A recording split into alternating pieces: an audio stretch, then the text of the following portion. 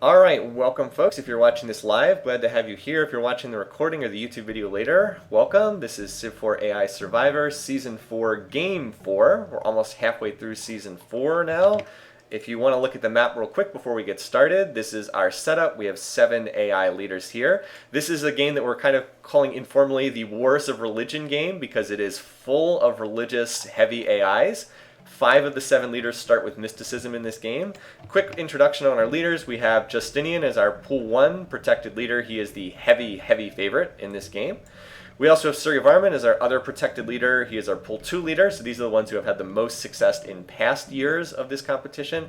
We also, in this game, have Peter of Russia, Montezuma of the Aztecs, Charlemagne of the Holy Roman Empire, Saladin of Arabia. Don't be thrown off by the border. This is Arabia. We changed the color so that he wouldn't match Montezuma over there in the west. And Ashoka of India down here. One quick announcement before we get started. I want to give a special thanks to people who donated. I actually had some donations come in between last week and this week's game. $10 donation from James, $50 donation from Marek, and then a huge $150 donation from Joseph. I was like, wow, that is a lot of money to be donating, $150. So this is not a money-making venture. I don't do this to make money. I do this for fun. So Liz and I, what we're going to do is we're going to use the money that was donated to the stream, and we're going to use it to upgrade the streaming setup. We're going to get a new webcam that's a higher resolution and a better microphone. So thanks to all of you who donated. Thanks to everybody who's watching the stream. We're going to try to upgrade the stream and make it a higher quality experience for all of you people, but wanted to give a quick shout out to the donators. And with that, let's get started. Wars of Religion 2019. So, who is researching what? I want to take a quick look at the text. So we've got 1, 2, 3 people chasing polytheism. If this holds, Ahsoka will get the religion. As far as meditation, we have Justinian on meditation and Charlemagne also on meditation. So 2 people going for polytheism, 3 people going for meditation. If this holds, Justinian will win the tiebreaker with Charlemagne, and Ahsoka would win the tiebreaker for polytheism. But that may not hold as these people get out on the map and settle. Let's see where they're sending their settlers. All right, Justinian going northeast, Ahsoka going east. Suryavarman heading to the coast, it seems.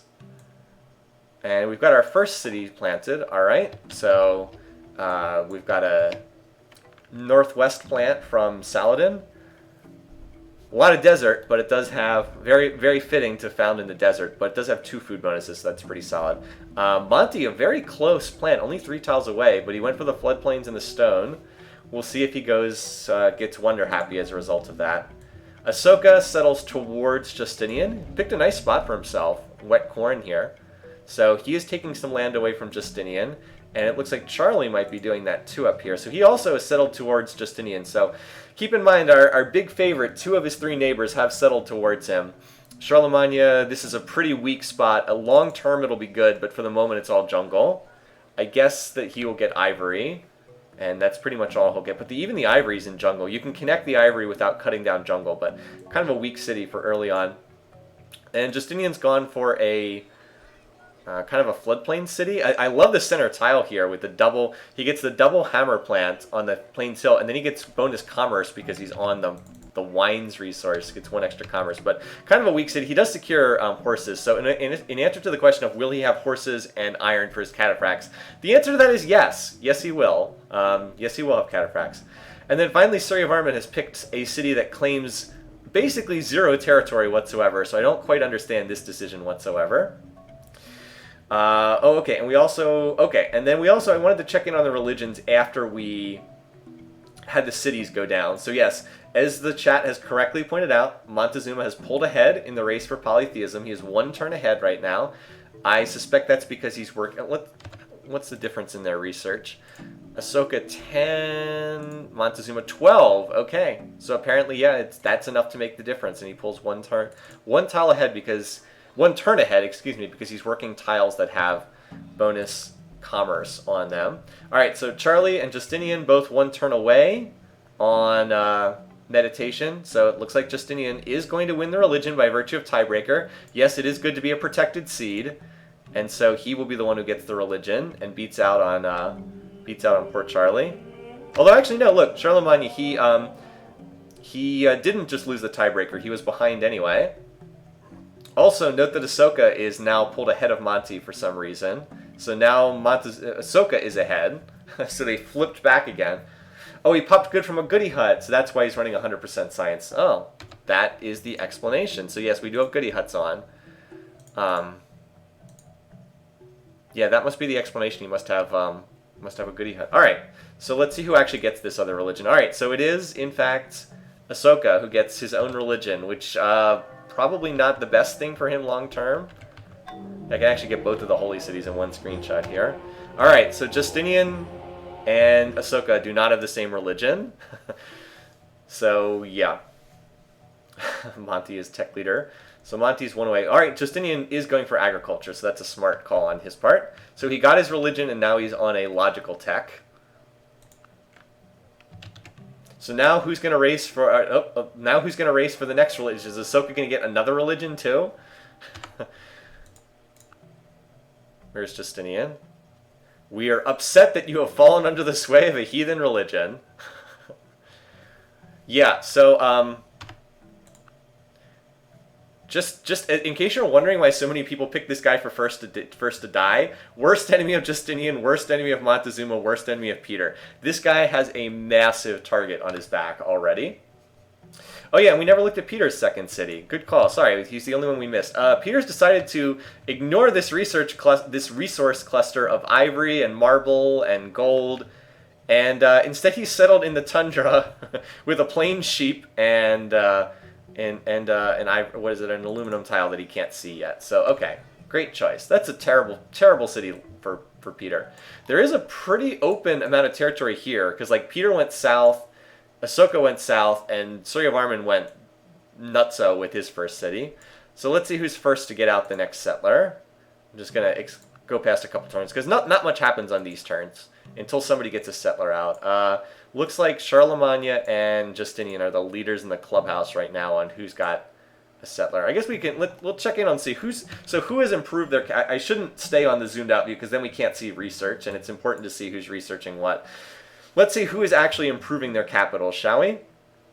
Just go around the horn. All right, so Suryavarman has hooked up he's mined his hill tiles. He doesn't have ironworking yet, so the iron's not in play. But he has connected his clams. Has not managed to farm his rice yet, which is kind of silly of him because that's a wet rice tile. Peter is doing pretty well. He's farmed his wheat, connected his ivory, so he's got the +1 happiness early on. Good for him.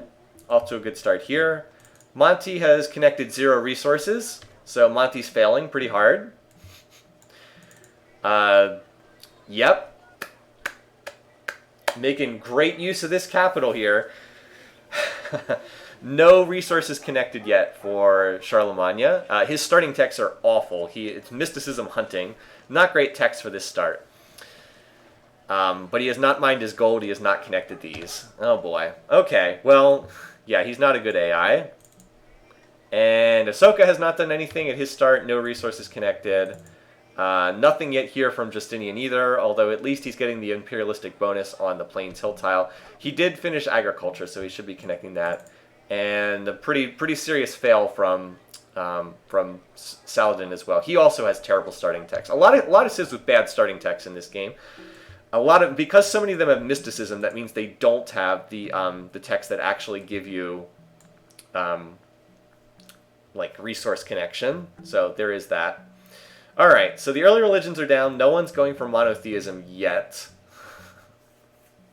Yeah, Suryavarman and Peter had the capitals that were the best. Like this is a really solid start. It's not exceptional, but for an AI, this is pretty darn good. What we're seeing here from Peter. So I like what he's done as well. Does anyone have a settler out yet? Doesn't look like it. No, I don't think anyone has a settler done yet. Right, so Link Marius is correct. Normally an advantage of starting with hunting is you get the scout start, but everybody starts with scouts on deity. Anyway, so it looks like we're going to have our first settlers done. Justinian is like 1 turn ahead, largely because he's got that wet corn, which is a really nice resource to have. So he's got the first settlers. So we'll watch him and Charlemagne where they're sending these settlers. No, still watching to see who's going to go for that third religion, too. All right, Justinian's going north, which is the direction he should be going, because otherwise he's just heading to the tundra. Oh, wow, okay. So he opted for another close plant here. I like this city, though. Pig, I don't think he has animal husbandry yet, but once he has animal husbandry, this is going to be really nice. The 6 food tile here, and then the horses for production. And it also claims land towards the center of the map, which is always good. Good city. All right, so Charlemagne is heading northeast. He's going up here. Justinian on masonry, not the tech he should be on. I hope he's not going for monotheism, because that would be a pretty serious waste. And Charlie has now belatedly connected his resources, but he's still quite slow. All right, so this city is obviously going to be way up here in the tundra somewhere. Anyway, high unforced error. All right, not great or anything, but could be worse. A little weak on food bonuses. I guess he's got a floodplains tile. 3 floodplains. Okay, the 3 floodplains makes this a solid site, but it's not towards the center of the map. It does cut off Saladin in the north, so that's kind of, could be interesting there. Who else has got settled? All right, so we got the Peter settler out. Ahsoka's already on the Oracle. I guess he doesn't need more cities. I guess he's just going to build the Oracle. Okay. Peter's got one, and this settler is about to finish from Surya Varman, though it's going to take a turn or two for him to move it out. Let's see where Peter goes with this settler. He is moving it around with no guard. Not sure that's the smartest decision. Apparently he wants this coastal spot. This would be a good spot for a city. Double food resources and the horses. Let's see if that's what he wants. Nope, he wants this spot apparently down here. Okay, not bad. I would have, like, a human player would settle here and seal off the border with Khmer, but the AI just sees how many total resources can I get and sees 1, 2, 3, 4, 5. And I mean, this is a good city, don't get me wrong. Would have been smarter to claim this tile though. All right, has anyone else tossed down another city yet? Saladin has. Didn't really claim any land with this. Apparently he just like doesn't want to claim land with his cities, because this one's 3 tiles away and this one's 4 tiles away. Gems are nice, but they're under jungle. At least he gets horses, so not that bad. And Ahsoka apparently wants to just build the Oracle.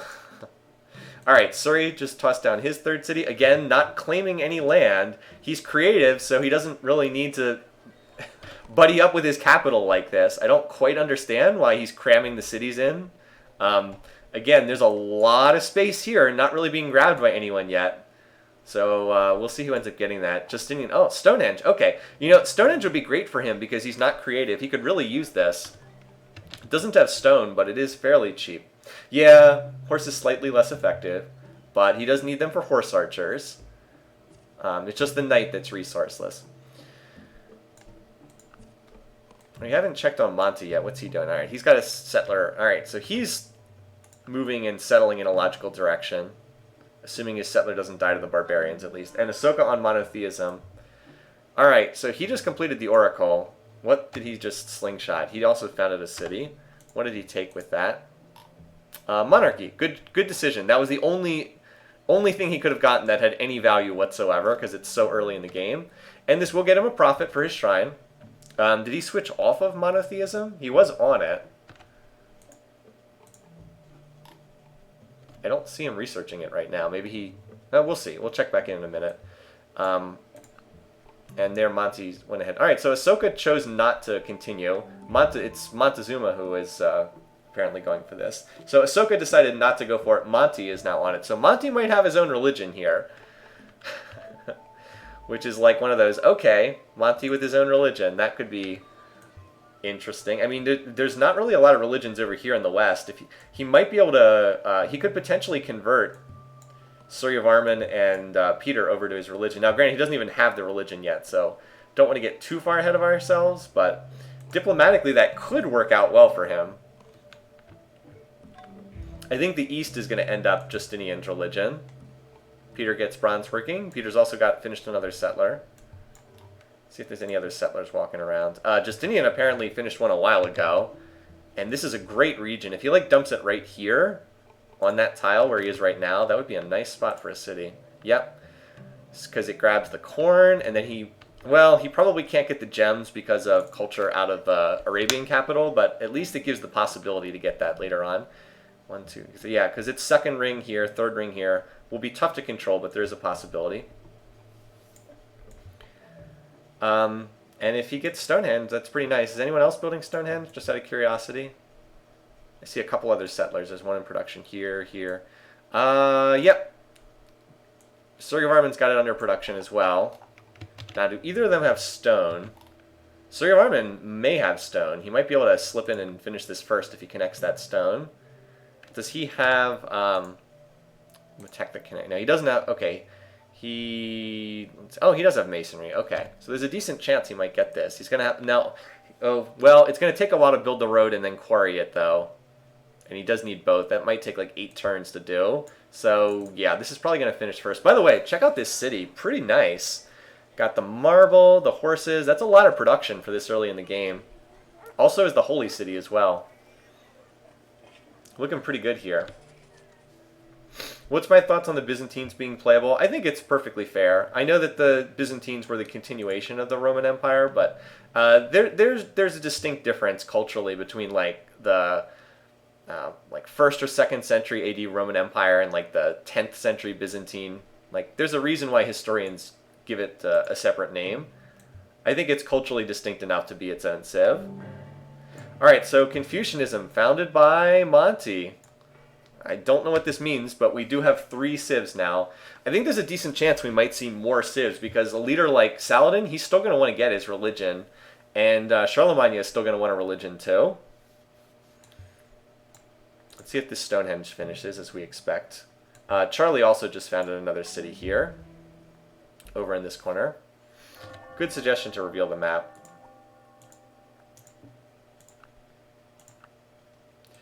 So yeah, so now we have 3 religions in the game, 3 different leaders. Oh boy, Monty is furious without them even being at war. It's actually pretty hard to get to furious without a war declaration. Three religions, 3 civs that have their own religion. Thanks for clarifying. Peter, I think, has a settler out right now too. Oh, Peter going north into the jungles. Any city he founds up here isn't going to be very good for a while, but he will establish territory. To be claimed later. And that Stonehenge looks like it's going to finish. So there we go. Stonehenge for Justinian. In a pretty nice city. So, I mean, it makes sense that Justinian, he's already jumped out to a pretty good lead. And now a lot of this is just score points from having an early holy city. So don't put too much stock in that, but like I would say Justinian's off to a pretty good start already. Now he's on pottery. He needs to get a metal resource. He doesn't have any metal yet, but he's got the gold, so he's got a little early happiness. He's also got a religion, which also provides happiness. Once he gets iron working, he'll have a metal resource. I don't see any copper, so he'll need to get there, but he's looking pretty good. Meanwhile, Ahsoka's like building wonders that are going to kill him later on. Question about why Victoria did so badly. She built Moai in her capital. Yeah, the AI does like to go after some things that are really silly. So this city sucks immediately. It's a good long-term city with all the grassland tiles, but it's terrible from the start. Like, no tiles better than 2-1. 2 food, 1 production. Peter's territory is like, look at all these spread out cities. Like, Suryavarman is super clumped, and Peter's just like, I'm going to sprawl. I'm just going to stretch out and sprawl all over the place here. Anyway, yeah, I wouldn't say that the map has been settled super fast thus far. But Justinian is looking pretty solid already. And we do have our first Barb city up here. So what, we did just have another city from Saladin. This city here, Baghdad. It will get him copper, but he does need to expand the borders first. As opposed to the free pops that Justinian is going to get. More settlers from Charlie as well. He's got 1 on the map here, and he's building another one in Prague.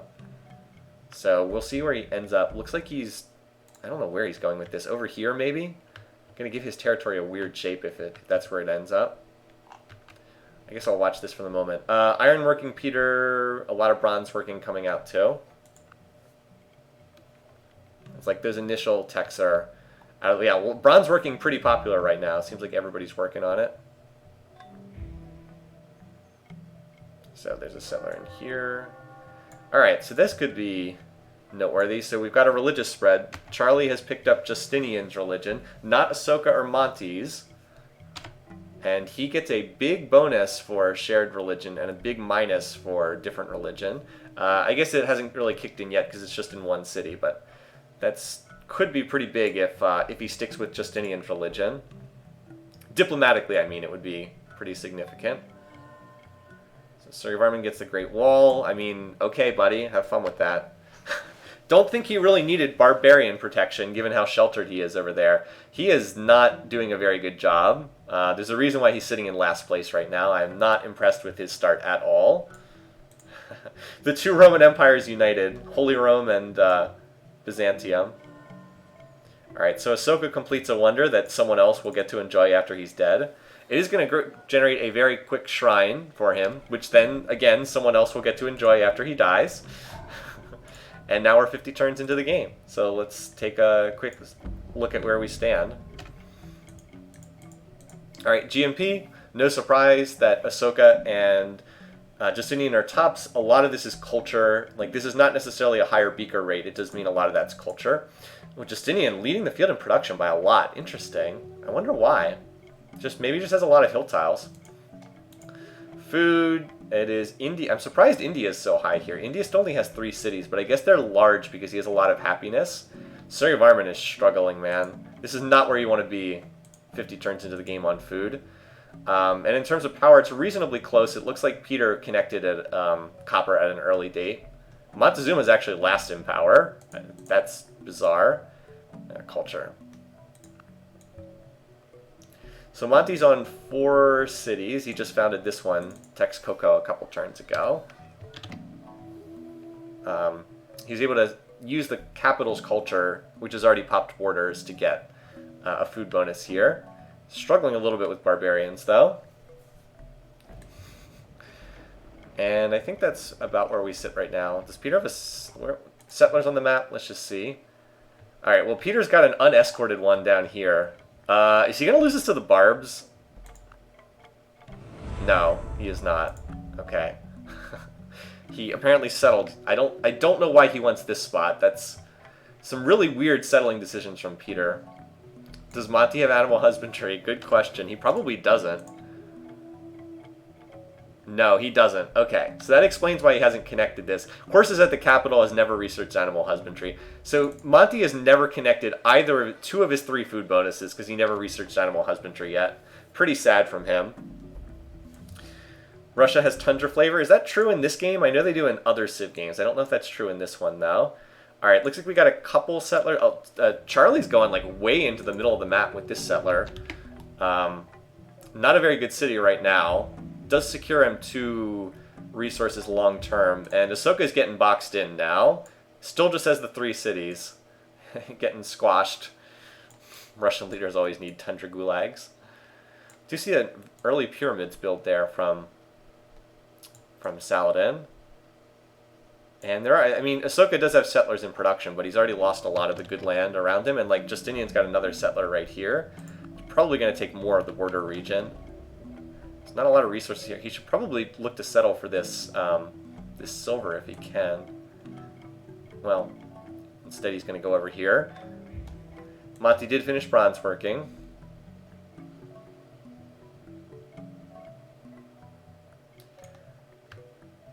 So like Ahsoka's the score leader for the moment, but that's just because he's got a lot of territory and a lot of wonders. This city is not in any danger of flipping. Kind of a poor choice for a city from Justinian. Don't quite know what he wants, why he wanted this one. I guess he just establishes more land, but he'd do better to keep pushing further to the east and lock this up. Like if he gets half of this, he'll be out to like 8 or 9 cities, and that's a pretty good spot to be working from on a map this small.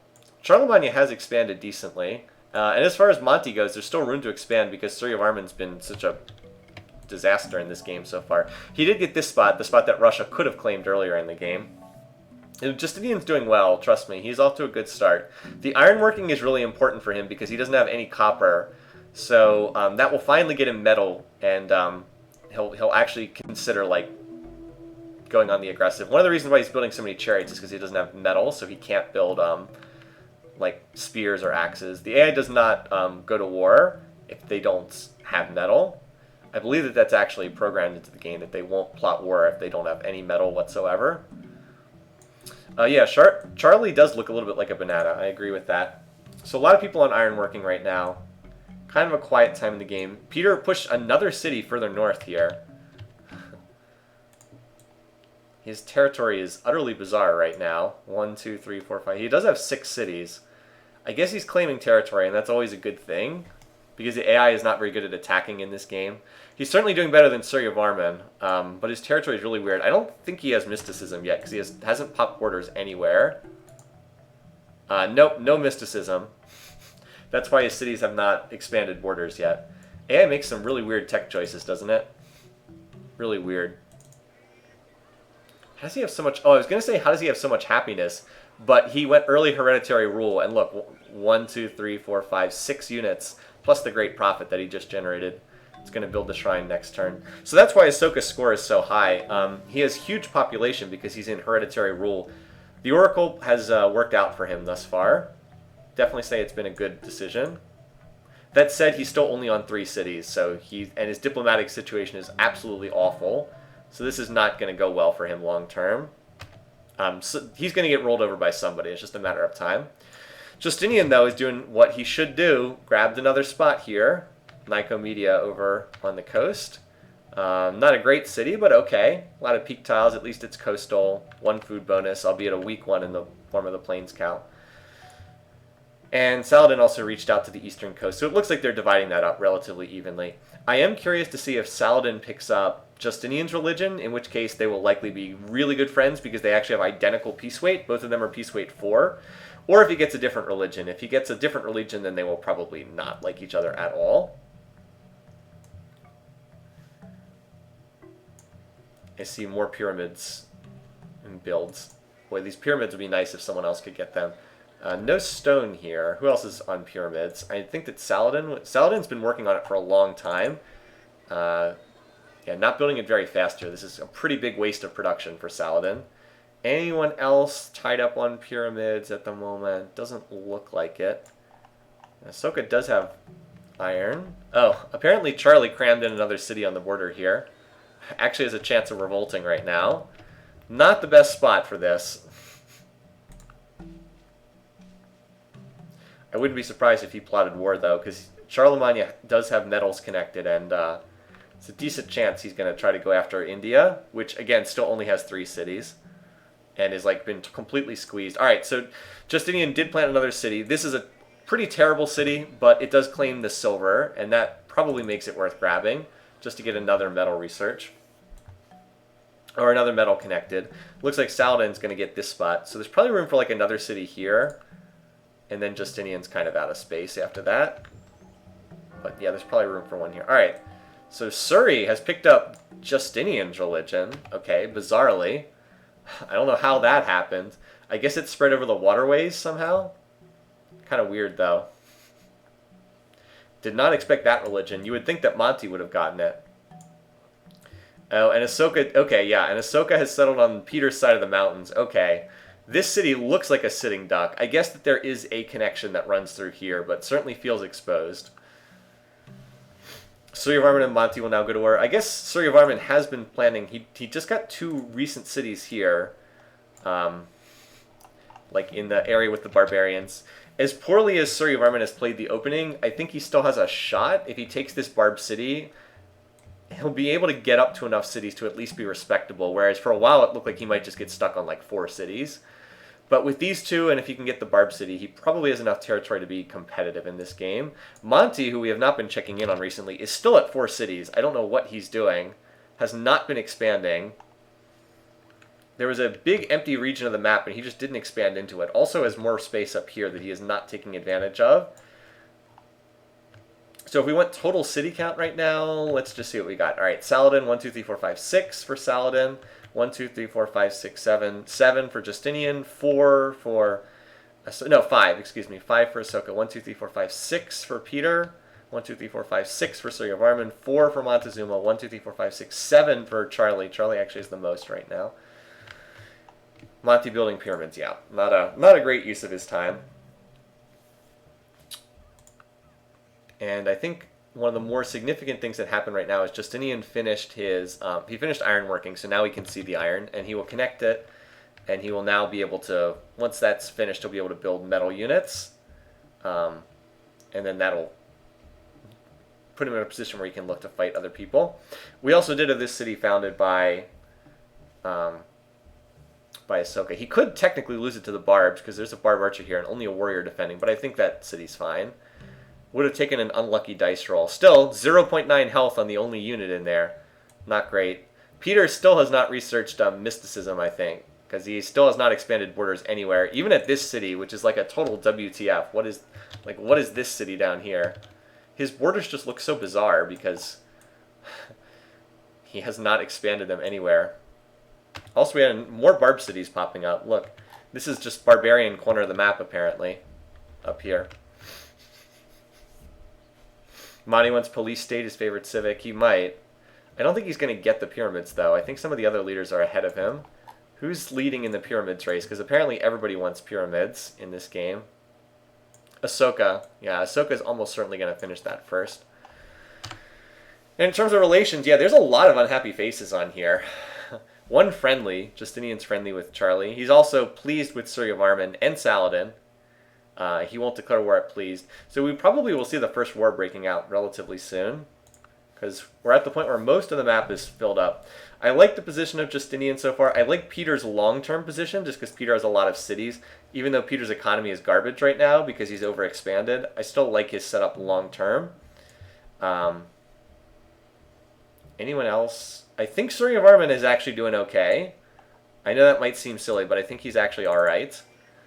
This Barb city that's starving because it lost all its tiles. I think Khmer will probably get this, just because it's like surrounded by their culture. Could even culture flip. Also, Monty apparently almost lost this settler, because his archer's at 0.4 health. Monarchy is also a really good tech for Justinian, because he's got the wines, and he's got enough units that he could really benefit from the happiness. Oh, here's our first open border. Yep. Hey, do you want to know why Ahsoka's first to die? That's the reason why. Worst enemy of 5 of the other 6 civs. Who is not his worst enemy? Saladin. Saladin is the only one who is not his worst enemy. Yes, you can culture flip a Barb city. You can culture flip an enemy capital city as well. There's nothing stopping it. Good question, though. Because that kind of thing doesn't come up too often. Now, this city is in... this city, yeah. You might want to do something about Delhi's culture. Kind of getting squeezed there, just a little bit. So Surya Varman, his score is still really low, but I don't think his position is as bad as it might seem. I think he's doing okay. I am much more concerned about Monty, who has a religion that no one else in the world practices, and especially Ahsoka. Saladin is doing okay, but like he hasn't expanded enough to make himself that competitive. It's hard to see him having too much success. His best success is probably just to buddy up with Justinian and try to ride things out from there. Justinian is building a lot of military right now. All right, there's the pyramid. So again, whoever... All right, and Peter converted to Monty's religion. Interesting. If Peter sticks with that, that makes a Justinian-Peter final setup much less likely, and it makes a Justinian-Surya Varman setup much more likely, because of the religious aspect. But that's a long way away. We'll see. Long way to go. Yeah, Justinian has a decent chance of plotting war. Just ask him. Oh, can I not... how do I get to the... I guess he doesn't have anything to trade yet. I literally can't get to the trade window to see if he has enough on his hands already. But he sure looks like he's plotting war right now. And Ahsoka would almost certainly be the target. Control... Oh, this... Wait, control click? Does that... Oh, thank you, guys. I didn't know about that. Couldn't betray our close friend. Nope, he's not saying we have enough on our hands yet. So, he also will only consider attacking Ahsoka or Montezuma. Anyway. But yeah, Justinian is kind of clearly top in the field at the moment. As I think we mostly predicted. And, even if he doesn't make a move right now, eventually he will get those cataphracts, and they're basically impossible to stop. Although Justinian has exhibited a weird preference in past years for not researching guilds tech, even though it's clearly unlocks his super strong unique unit. Russia doing the same thing we saw in some of these past games, where they ignore mysticism and then go for writing, and I don't know, get the border pops that way. Does Justinian not have writing? Well, this is a good... All right, so let's look at where everybody is in the tech tree. This is a good overall point. So Justinian does not have writing, does not have open borders yet. He's going for monarchy. I actually think monarchy is a higher priority than writing. So that's a nice pickup there. Also doesn't have monotheism, which is big because he can't get into organized religion yet. He really does want that. All right, Suryavarman, about the same. He has writing. He also has ironworking as well, going from monotheism, which he doesn't really need. Ahsoka is the tech leader right now. He oracled monarchy, also has writing. He's just about finishing up the Ancient Age. Everybody's pretty close. Actually, Charlie is kind of behind. He doesn't have monarchy, is not close to it. Bronzeworking, ironworking, and Ancient Age, that's it. Monty also not doing too well. He does not even have ironworking yet. He did finally get animal husbandry. Peter is also not doing that great, which makes sense because Peter has so many cities, he's kind of crashed his economy. And, not Barbarian, Saladin. Saladin is also not doing that great. He's on ironworking. So Ahsoka's the tech leader, and Justinian's pretty close. The monarchy tech's going to be really nice for Justinian as well, just to give him the extra happiness via hereditary rule. And Justinian's already got a pretty decent score lead at this point.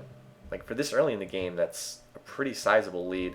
Note that Peter is catching up to Ahsoka in score. If Peter would ever expand the borders at his cities, that would also help him out. But yeah, Ahsoka's, he's already out of room to expand. He got stuck at 5 cities, and that's not a lot when you're in the center of the map and everybody hates you. Not the best position to be in. Beaker's return, sure. We'll check that out. All right, Justinian, 32. He's only at 40% research, so there's a lot of room to improve. 23 for Suryavarman, also low. Ahsoka, 19. Oh, Ahsoka's not researching as fast as I thought. 24. Monty, 29. Monty and Justinian have the most speakers per turn right now. That's kind of interesting. Actually, Peter's doing better than I thought. 29. And Saladin, 35. Saladin has the most speakers per turn right now because he's small. All right, so Saladin converted to Ahsoka's religion. That is pretty significant. Makes him a lot more likely to die because he is last in score right now. And that means he does not have the same religion as Charlie and not the same religion as Justinian. That might have been a very, very serious mistake on his part. Because he just adopted a religion. I mean, he'll get better relations with Ahsoka, but Ahsoka is not expected to be too long for this world. Also, look at the Christian missionaries all in a row. There they go! Christian missionaries. Obviously, no open borders with Ahsoka. Where are they going? Probably over to Russia? Probably. Does he have open borders with Russia? Just out of curiosity. Justinian. Nope, just with Suryavarman. Okay, so I guess he's trying to get them over here. Well, good luck with that mission, buddy. They got a long way to go. So there's the hereditary rule, which, as I mentioned, is a good pickup for him.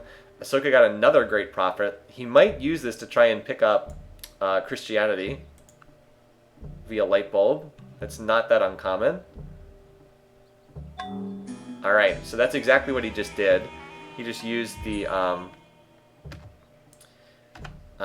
great prophet to pick up theology tech. And Christianity was already established. He picked Islam. Got a double holy city. Wow. Talk about a valuable piece of real estate there. Also went into theocracy, which is kind of funny for the heavy pacifist. Still liking the look of this, the banana. The Charlemagne banana. Alright, so Suryavarman has begun the task of killing these Barb cities. It's going to be tricky because the archers in a city on a hill will have a lot of defensive bonuses, but eventually he will be able to take these. Or Monty will. I guess that's a possibility too. These ones are much easier to capture because they are not on a hill. Archers get the big defensive bonus. If Monty gets both of these, that would help him out a lot. Still no wars. I'm kind of surprised we're turn 85 and no wars. Vile Indian. So he's the worst enemy of Ahsoka and Charlie. Okay. I guess there's a lot of border tension between Charlemagne and Montezuma. Also, Monty, why are your cities so unhappy? Oh, he has no luxuries. So he doesn't, obviously he hasn't connected incense yet. He doesn't have hereditary rule. He doesn't have ironworking to cut down the gems, apparently. So there are resources in his territory, he just isn't connecting them. Because he doesn't have the tech yet. No. So this is a good. I see it's been answered in chat. So the criteria for auto raising is a city has never hit size 2. It has nothing to do with culture. It's if the city has ever hit size 2, it does not get auto raised. Kind of a weird rule, but that's the way it functions in this game. So because it has reached size 2 already. Oh, by the way, this is pretty well defended. Look at the city garrison 2. One of them is about to hit city garrison 3. The guy with 9 XP. That's not going to go down anytime soon. Yeah, the Aztecs have Jaguar Warriors. Maybe that's why they haven't gone for ironworking. I mean, it makes sense. It's just if you have that, whatchamacallit, if you have that gems resource, that's the word I'm looking for, underneath the jungle, then you might want to get ironworking so you can actually connect it. Justinian is going to get his shrine here because he just got a great profit. So he'll use that for the Christian shrine. If not this turn, then soon, I would think. Usually they use it for the shrines. Oh, Jaguar Warriors require ironworking? Oh. Maybe he didn't use it for a shrine. Did he use it on a super specialist? Because that would be pretty dumb. I'm really curious what did he, like, slingshot something? Where is his great prophet? Trying to find where it might be. So it would be under domestics. Oh, there it is. Okay. It just took him a couple turns to walk it over there. I don't know why it took that long, but now he should have just used it this turn. Alright, so does get his shrine, already worth quite a bit of money. 13 gold per turn. Oh, wow. Nice job cottaging this city, dude. Sheesh. Wow, nicely done. He's going to get another great profit as well, which he'll probably use for a light bulb. Let's look at the bar graphs real quick, because I'm curious about GNP. Alright, so yeah, Justinian and Ahsoka way ahead in research. Not even close. They're pushing ahead right now. I mean, again, a lot of that's culture, but not all of it. And then power, it looks like Peter and Justinian are tops. Monty, very low. Nobody else is. The rest of them are like grouped up together, bunched up in a pack. Kind of shocking. We've gotten 90 turns in and no one has declared war yet. Okay, and now we get the open borders because like there's a lot of purple writing on here. Monty just like hates everybody except Peter. Like there's a lot of hatred here, so it's kind of surprising that no one's actually kicked off a conflict yet. Like I expect it sooner or later. I'm just surprised it hasn't happened yet. Oh, so Monty gets a Barb City. As I mentioned, the ones that are not on hills are a lot easier to capture. By the way, this is why we reveal the map. So like that way we get notifications. If we don't reveal the map, we will not get a notification, and we tend to miss stuff like that. Okay. Like I keep looking to see if someone's plotting war. Haven't seen it. Alright, well, Peter apparently already has construction tech, because I see catapults being built. So whoever he goes after, he can certainly take over. I have not played Age of Empires 2. I have played some of the Total War games, but not Medieval 2. Great Lighthouse, that's probably a good build for him, because his cities are like all coastal. But again, on these Pangea maps are not as impactful to build that. So, alright. Whoa, Ahsoka started the war. What the? That feels like a mistake. That does not seem like a good decision. Okay, Ahsoka started the war. Didn't see that coming. Well, he just attacked someone who already has construction tech, so that probably means that he's signing up for his own death warrant, but... Well, yeah, I don't know about that. Good initial stack, though, but no catapults means it's Unlikely to break it through wall defenses and city on a hill. Power graphs, yeah. I mean, Peter's higher in power, so yeah, I don't know about that. All right, well, here's the first battle right here at Vladivostok. I mean, Ahsoka has a lot of units there. Oh, he went free religion, though. That's good news for him. That will cut down on the religious hatred that people have towards him. That was pretty smart to go free religion.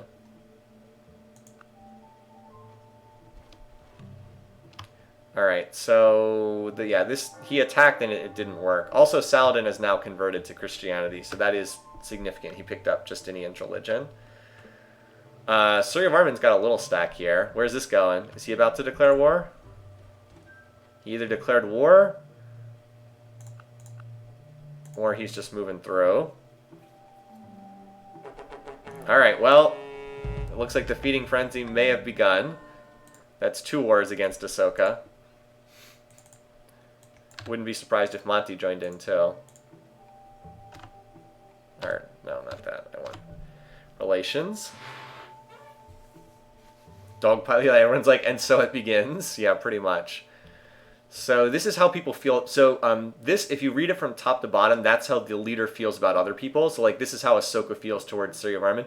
If you read it from left to right, that's how other people feel about the leader. So like here's how other people feel about Ahsoka: cautious, furious, cautious, annoyed, furious, cautious. He literally has no friends in this world at all. So, yeah, now it's just like if Justinian attacks, then we're off and rolling. Justinian does not appear to be attacking, though, because he's building a whole bunch of aqueducts in his cities. And turn 100. So we'll do our traditional look at the bar graphs. Yeah, same as before, GMP.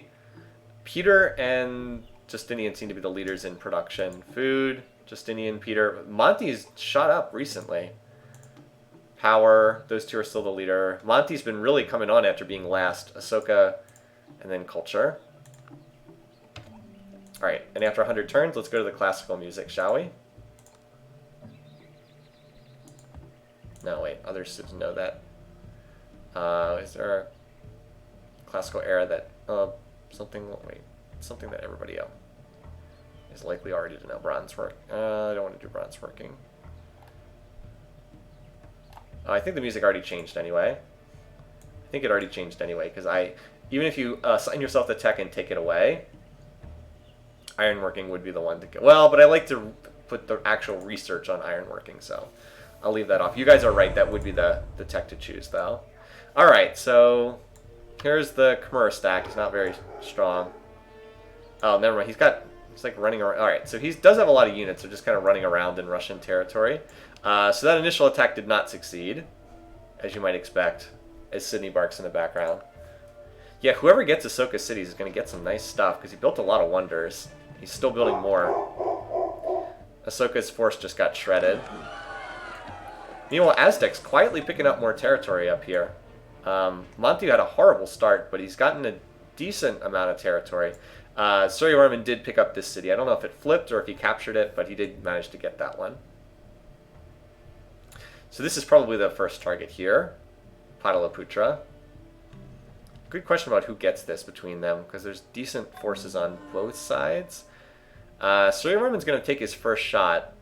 If he attacks with everything, I think he gets it. Yeah, I think that's enough. So Ahsoka gets a statue of Zeus. Again, will be a nice prize for whoever takes it away from him. This city does not have any wonders in it, though. So I think Surya Varman gets this one. Now, whether he can hold it afterwards in the face of Russian culture, I don't know. But we do have our first city capture of the game there.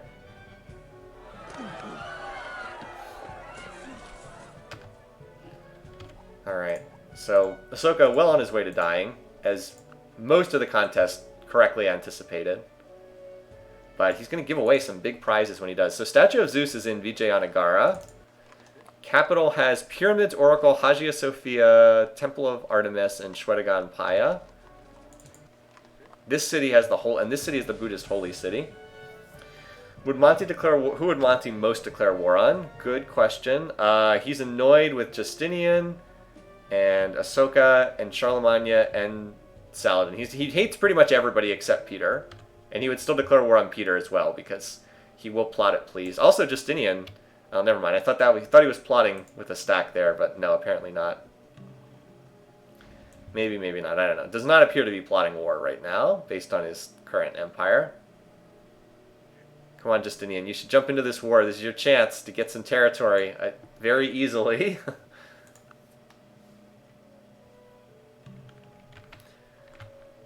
I'm walking through Charlie's territory. Jeez, another wonder. Okay, but hey, buddy, maybe you cool it on the wonders a little bit, because you're like dying. You got 4 cities.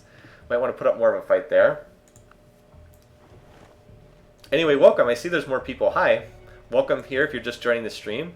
We're like, what, 100 turns in, an hour into the game. It is pretty much what we expected. A whole lot of religious conflict in this game, but not a lot of wars so far. Only 2 conflicts. India is widely expected to be the first target, and India has in fact been the first target, so that has played out as expected. Oh, minority religion for Justinian. He must be at Code of Laws, because that was the next religion to fall. His economy is actually doing great. He should look to be picking up more cities now. He's got so he has the 3 key classical era economic text: currency for the extra trade route, calendar for the ability to build plantations, and then code of laws for the courthouses. So he has all 3 of those key texts, and now it's really like, get out there and start taking some territory, dude. He's going to get the mausoleum too, which is going to be pretty nice. But meanwhile, while that's going on, Peter and Suryavarman are on the offensive, and Peter's big stack is down here. This is unfortunate for Peter, because this is the one city that doesn't have like a really big prize in it. That said, he looks like he's going to be able to take it pretty darn fast, because he's got a gazillion catapults here. Suryavarman's going for the capital. Well, he needs more units than this. Although, actually, the capital only has 4 units in it, so maybe. I think there's enough defensive bonuses there to hold, though. At least until he gets more units. That said, Varanasi is cooked. This city is about to die. Okay, so Justinian just got 2 more shrines. Oh, and we got another war. So Monty going after his neighbor. Wow, busy turn. Let me get the war declaration first. Justinian has just been doing the econ thing and doing it quite well so far. Alright, so what do we have? This city is about to get captured. This city is holding for the moment. Suryavarman is trickling in more units. Alright, so he tried to attack and it didn't work, but he does have more units coming in. I don't think Suryavarman has construction yet for catapults. And then we also had, what, Montezuma declared on Charlemagne? Wait, that was the actual side. Yeah, Monty declared war. So where is his attack stack? I'm going to assume he has one somewhere. If this is it, then I am not impressed. Maybe it's this? Florence is not very well defended. The AIs typically do attack when they're out of room to expand. Justinian may be plotting war. He is building a lot of swords right now. We'll see. Would be pretty big for him if he could take a city or 2. Charlemagne is going to be helped a lot when Delhi gets captured, because like 2 of these cities have been basically worthless throughout the game. And when they get captured, a lot of space is going to open up. So Varanasi gets captured this turn. Peter creeping up into second. Looking pretty good. Although the fact that Peter and Justinian have different religions is kind of interesting. This double holy city is really valuable. Alright, so that should be it for right now. Monty, alright, so here's his units trickling in. It looks like Florence is his target. Let's see if he is able to capture that. He has gotten it down to one unit left, so maybe... I think he actually will get this. Oh, and... okay, so Charlie takes that city. Takes a border city away. And then it looks like that's going to be traded back for this city here. Power charts are a good suggestion. So Peter's the highest right now. Justinian, Suryavarman, Monty. Monty just lost a whole bunch of units. And Ahsoka, as we know, is in the process of dying. So those 2 look like they've traded cities for the time being, these 2. Uni suffrage? I don't know if that's what you need right now. Alright, and meanwhile, this city, I guess Ahsoka is slowly getting some more units. Suryavarman is not really stacking his units together very well. Peter's more likely to get these because he actually has catapults to take out the defenses, and Suryavarman hasn't been very disciplined in his attack. Now Justinian looked like he might be plotting war for a minute, but has backed off right now. So he looks like he's staying out of this current round of wars, which is a shame for him because he would have a lot to gain if he attacked Ahsoka. Like picking up some of these cities would be huge. If Peter ends up getting Indian territory, he takes over as the game leader. And long term, that could be trouble for some of the people who don't practice Confucianism if Peter becomes the game leader. But we're still a ways away from Peter getting all of India's cities. Still, it's looking solid for him. Yeah, he is not popular. Sorry, bud. This one blue city is pretty funny. Monty does get his shrine. That's nice. Decently spread. 11 gold per turn via the shrine. Yeah, Justinian seems to be doing the Julius Caesar thing. The difference is... Alright, well, maybe not, because he's now building horse archers. Justinian is not as aggressive as Caesar. That's the one thing. So, like, it's not as shocking. Yeah, when this stack gets up to Vijayanagara, it's probably going to fall. And remember, this city has the statue of Zeus, so pretty valuable. Yeah, there's not much defense in there. Ahsoka is so toast. Meanwhile, Monty is continuing. He doesn't have... he's researching construction. Monty's researching it. But he's not going to be able to capture any cities with this stack until he manages to get catapults, because too well defended in the Holy Roman Empire. Like, he would have been smarter to take this city back again, but... Oh, well, there it is. Just that's what we were looking for. Justinian is on top of it. 4 wars. That's what I wanted to see since I have Justinian picked to win. This is a golden opportunity for him to grab some more territory for himself. Peter does move before Suryavarman. Good question. I don't think it's going to matter, though, because Suryavarman seems to have lost that force. People are like, yes, yes, yes. Oh, no, you're right. Suryavarman's a protected seed. He moves first. Thank you for clarifying that. Suryavarman does move first. It goes Justinian, and then Suryavarman, and then alphabetical order after that. Everybody get in here. The show's begun. Alright. He may have been bought into this war, because I don't see a big doom stack, like, crossing the border. Also, does he have construction yet? I don't know if Justinian does. No, he doesn't have construction, so any city he takes are just going to have to be Zerg rushing. That said, Bombay is not well defended, so if a big stack gets over here, he could take this city, which is a double, not only a double holy city, but a double shrine holy city, which would be amazing in the hands of Justinian, who loves to build religious stuff. Anyway, in the meantime, Vijayanagara goes down, and the statue of Zeus is in that city, so that's pretty key. Peter actually just took over first place as a result of that. So it's a real race between Peter and Justinian as far as who gets these cities, Delhi and Bombay. They're both super valuable. Delhi has all the wonders in it, but a lot of these wonders actually aren't that great. Well, the pyramids is nice. Great Library is quite nice. Hagia Sophia, yeah, the AI struggles to build improvements. I guess they're both pretty darn valuable between the two of them. All right, here's Justinian's... All right, he's putting a stack together right now. That's true. If Peter gets it, he might convert to a different religion. True, because Peter did not self-found Confucianism. He may swap his religion to something that he owns the shrine for. That's a good point.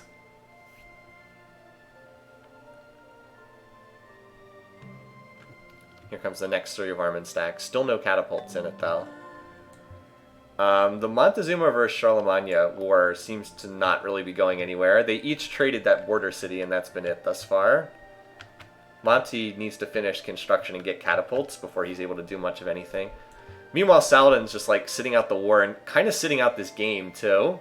It'll be interesting if he finishes the Apostolic Palace for Justinian's religion. Byzantine horse, yeah. He's got. You want to see the Byzantine horse archers? Sure. They look like little legionaries riding on horseback, which I guess is kind of what they are. There you go. They look pretty cool. I mean, up close the horses kind of look like monsters, but You're not really supposed to zoom in that closely.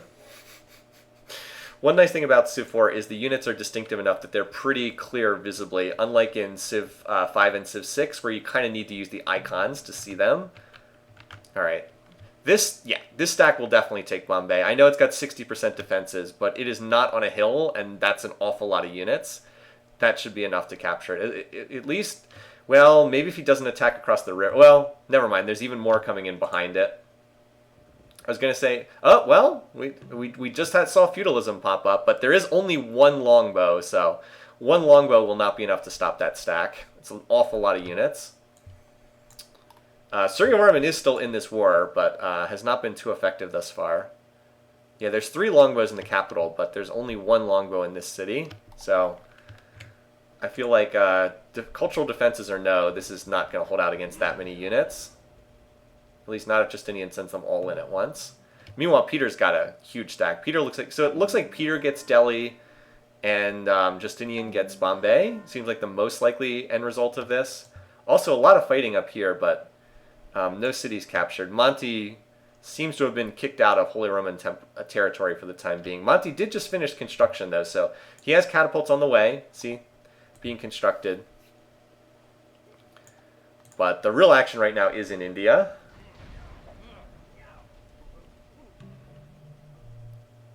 No. Alright, so actually the Justinian attack did not go very well. Those longbows kind of shredded that attack. I thought he would do better than that, honestly. But that attack did not go off very well. Oh, I see, because he split his stack. Part of the stack is just pillaging over here. Yep, no catapults really does make it harder to take these cities. Actually, Justinian looks like he's going to get the... He's finished it now, but he didn't have catapults ready for that first attack. And Saladin, who's been building Apostolic Palace forever, looks like he's going to be beaten out by Justinian, which sucks for him. Also looks like Monty might lose this city, but again, I'm going to try to keep the focus down here in India, because that's where the big fighting is taking place.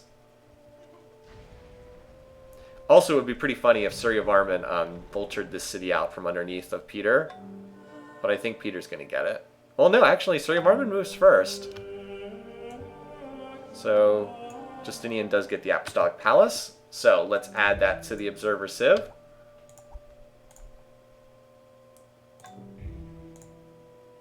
It's Christianity. Nope, not Holy City, just normal. Alright, so now we can watch the AP resolutions. Justinian going feudalism, hopefully for guilds. No, for whatever reason, he doesn't place a huge priority on guilds. He has feudal. Also, he needs to go through. He needs metal casting and machinery first. So he's still quite a ways away from that, for better or for worse. Pataliputra, is it safe from flipping? Yeah, this city's fine. No danger of flipping. Actually, there's no Russian culture even on the center tile yet. So Suryavarman does move first. He might be able to vulture this city away from Peter. Let's see. Nope, Peter does get it. So he gets the big prize of all these wonders. Lots of wonders in there. I'm going to screenshot that because there's so many wonders. So yeah, Peter has been the biggest beneficiary of this war. He's gotten everything but one city. Justinian's just been a little bit slow to get into the war. Oh, and apparently Montezuma also lost a city up there.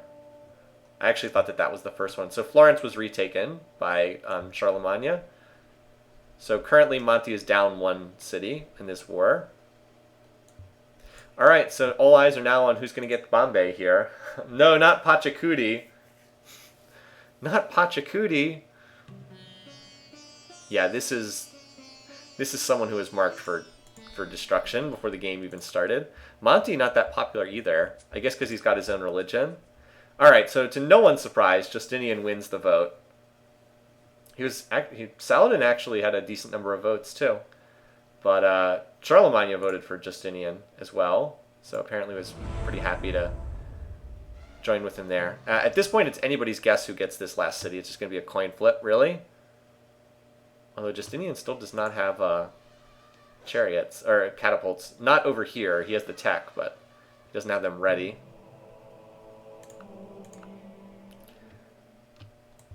Meanwhile, in our other war, this city... Alright, so the two cities that were captured initially have both been traded back again. these two wacky kids. Charlemagne and Monty. They're actually kind of tied for third right now, so they're not, like, irrelevant. But I'm curious to see who gets this city. Peter, I thought for sure that Justinian would have it, but now it looks like Peter might get this one too. And Justinian could get locked out completely from this. He's got his catapults up here, but they're just a little slow in getting down here. Meanwhile, Charlie's invading. He has catapults too. Yeah, it looks like the Aztecs have been routed up here, honestly. I guess it's reasonably close. Peter, look at that bar graph. Not bad. Alright, hey, and Suryavarman's here as well, just to mix things up. Yeah, I would say Peter's probably going to get this, because he's got the huge stack right here. He just kept this big stack of 9 catapults together, and like that's been the difference in this war thus far. Alright, so all the borders are down now. And there's no one else here, so I think Peter's got it. Justinian, you're just a little bit too slow, buddy. And now Peter's going to be the clear game leader after this. Like, he was like 1 turn too slow. If he had moved next to that city 1 turn sooner, he would have had it. But nope, doesn't get there in time. You snooze, you lose. And so Peter ends up grabbing all of this, and he gets the first kill. And as I said, he's going to top the board and score. Alright, so India down. A whole bunch of us score points off of that. Let's put it on the spreadsheet. Alright, first eliminated. This was pretty clear, honestly, that Ahsoka would be the first one. Like 70% of the people picked him, so that's a lot of points there. Alright, so it is turn 133. That's a pretty early elimination. Game 4, turn 133. And we got to give Peter the kill credit. Peter's been pretty mediocre in past seasons of Civ4 AI, but he's been doing well in this one. Alright, Ahsoka is first out. So we have yet another game where none does not hit for first to die. Alright. Alright, six remaining now. There we go, Civ4. Alright, and a long way to go in this game. So Charlemagne, remember how these cities were crushed by Indian culture? Now they actually get to breathe, which is nice for them. Alright, I want to advance a turn or two, and then I'm going to look at the diplomacy. Also, note that Monty is having his Confucian holy city is being sieged up right now. He attacked the Holy Roman Empire stack, but he didn't kill it. Like, he hit it with catapults, but it wasn't enough to finish it off.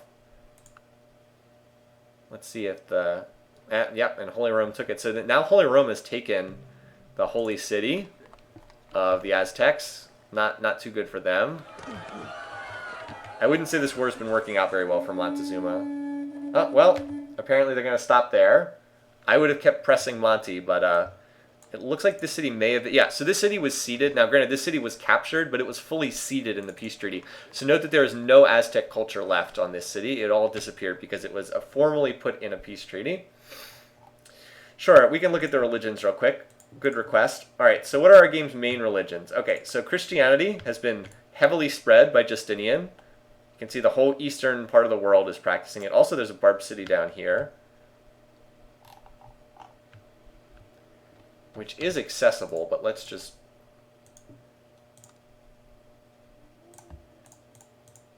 Like, the city is accessible, but let's just make it so the AI pathfinding doesn't flip out down there.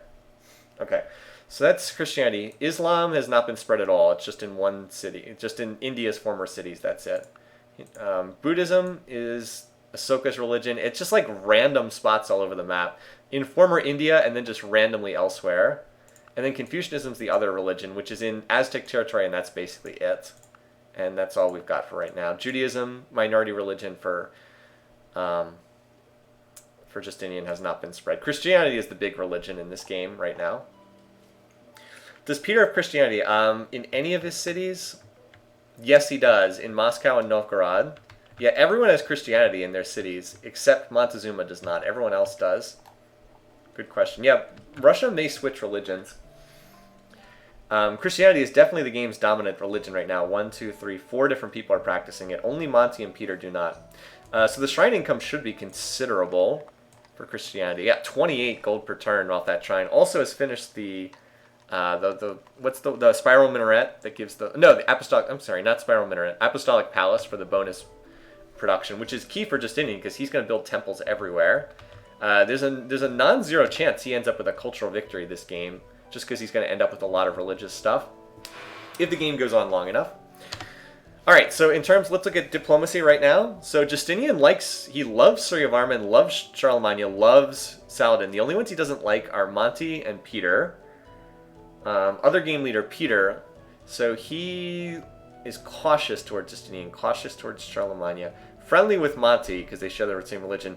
Does anyone know, will Peter declare war at pleased? I think he will, but I'm not sure. I think that he's a declare war at pleased. I'm pretty sure Suryavarman is also a declares war at pleased because Suri currently loves everybody. Yes, he will. Okay, thank you, Philly. All right, so there's currently no wars. We're kind of in a peaceful interlude. We'll see how long that lasts. Yeah, sorry, we're not converting. Wait, why did Saladin ask me to convert? I already am Christian. I don't quite understand that. Oh, it's because I don't have any religion, excuse me. Alright, so we'll try to advance the turns a little bit faster because there's nothing going on in terms of warfare right now. As mentioned, Peter is taken over as the game leader because he got the spoils of everything in Indian territory. He just popped a golden age too. And some civics getting changed here. Yeah, Justinian does not declare war at pleased. That is correct. That is his biggest weakness as an AI. He will not declare at pleased. So the question is, can Peter snowball this? The biggest problem for Peter is he is practicing a very unpopular religion right now. Stop trading with Montezuma. This is going to be funny. At least he didn't call for everyone attack Montezuma. That would have been awesome. We have a religion for Saladin. It's possible that he spreads this around everywhere. So is that the philosophy religion? Is he first to philosophy? Either that or divine right. Yep, so he probably used a great scientist to grab philosophy. I wouldn't be surprised if he spreads this around and converts, which would be disastrous for Saladin, because no one else practices that religion.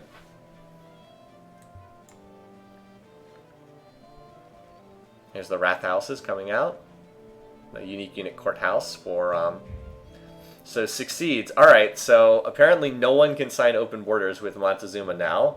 That got voted through. Who voted no? Suryavarman no, Peter no. But the Christian bloc all voted yes. It's kind of such a jerk thing to do. So even though Peter is on really good terms... Wait, at war with Saladin. What the... Did that just happen? I guess that just happened. Okay. I was like, wait, at war? Wait for it, wait for it. Oh, and Peter went free religion. Okay. That's good news for Peter diplomatically, the fact that he went to free religion. Alright, well, let's mark down the war. This is one of those WTF wars that the AI sometimes does. Up to 5 now. So how does that shake up Peter's relations with everyone else? The fact that he's now in free religion. He loses his bonus with Montezuma, so that's bad news for Monty, but he improves his relations with everyone else. So like Justinian is now up to pleased with Peter. So right now Justinian could only declare on Montezuma, but if Saladin were to like hop into another religion, it could be pretty deadly if, like I said, if he converted. Still has not reached that point or anything, but it's a possibility. All right, so this is our only war right now. Saladin attacking Montezuma. Monty is right now the next one to go because he's got a religion that no one else practices. So, yeah, he's not too popular. And he's also not exactly put himself in good shape.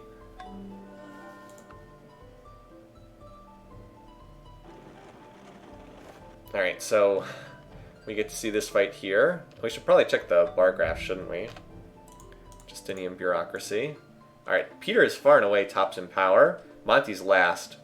Justinian's in second. Suryavarman in third. This will be a weird crusade, though. Honestly, Charlemagne is probably the one who would benefit the most from this because he's got cities that are like putting cultural pressure. Obviously, this would be a golden opportunity for someone like Peter or Suryavarman to get some more territory. Justinian's like doing well, but he needs more territory if he really wants to be a major leader in this game.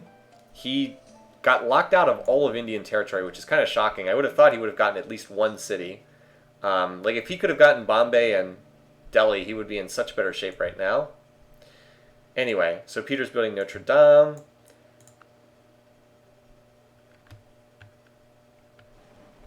Are there catapults in this stack? No, apparently not. So that's unlikely to cause much damage. This is just like one of those WTF wars that doesn't seem to do much other than tick up the warfare counter.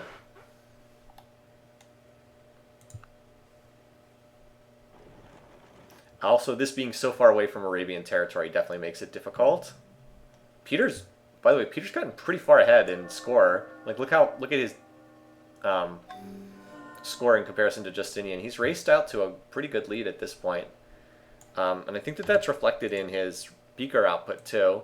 253 against 208. Yeah, that's the most. 70 on Suryavarman.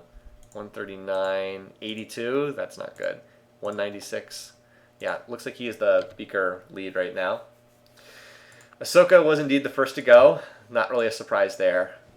We're thinking Monty might be next at this point. Where do you think Justinian's going with the tech tree?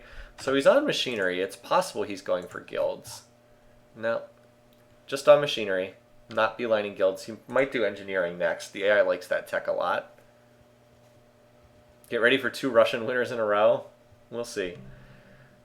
Some of the other Russian leaders haven't necessarily done that well. Kathy didn't do that great in the opening game. All right, good.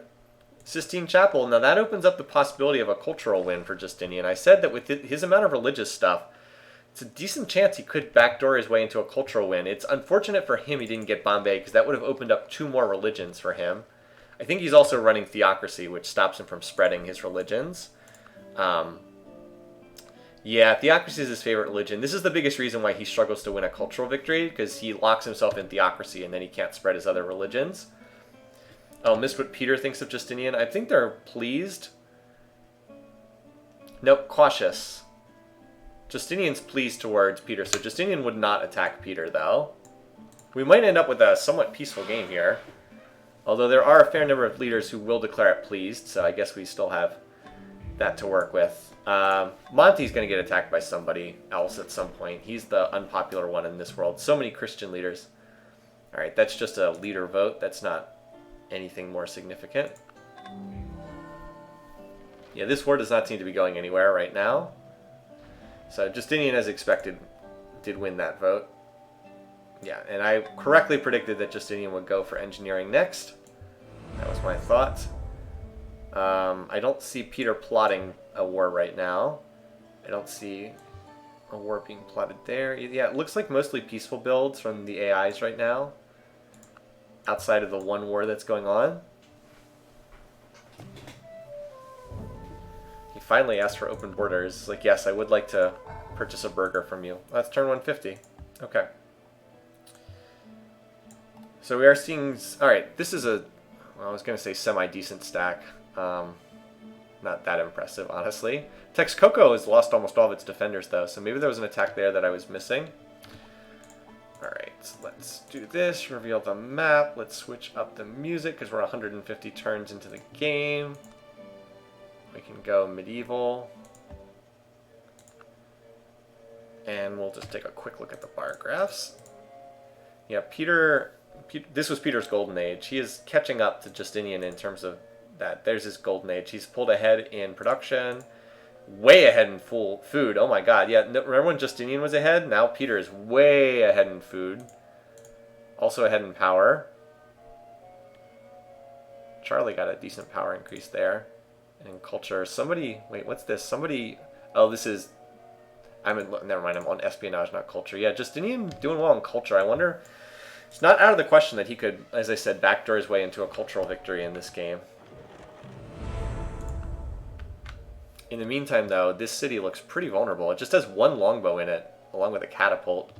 So here's the big stack from Saladin. 21 units, that's not bad. Although it's not huge for this stage of the game. He really should move it up to Texcoco, which is like undefended right now. Oh well, too late. Didn't get it there in time. Montezuma was able to reinforce. For all that we thought this game would be a bloodbath, it's been relatively peaceful, aside from Ahsoka getting killed. Like, for a game that has Monty in it. Oh, look what that says. War with just... well, alright. Peter's apparently decided he wants to attack Justinian. Alright, well, that's big news. Now, here is the big question. Can Justinian pull in all his Christian allies on his side? Because I don't think he beats Peter 1v1. But if he gets his buddies to help him out, then it becomes a lot more dicey. And we're also close to cataphracts appearing on the scene. Alright, so that's a big war. We might see the winner of the game decided right here between these two. Justinian can research guilds. He's on philosophy. Honestly, the logical next thing for him to research is guilds. Let's see what we've got in terms of Peter. So Peter's pretty much dead even. He also does not have guilds.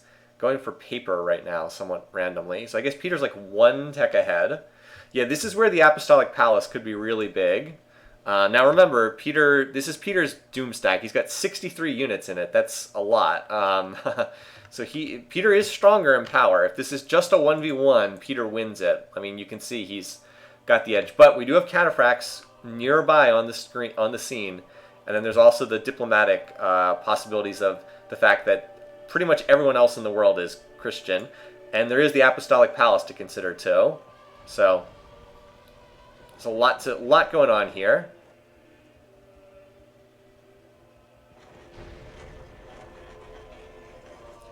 We definitely need to keep an eye on those resolutions. Alright, so Justinian moved a little stack here. Up. Well, that's... Up. I think we got the AP. Or no, maybe not. Because no, we would have seen the resolution. Or right? Like, wouldn't we have seen the resolution if that was an Apostolic Palace resolution? Because I didn't see one.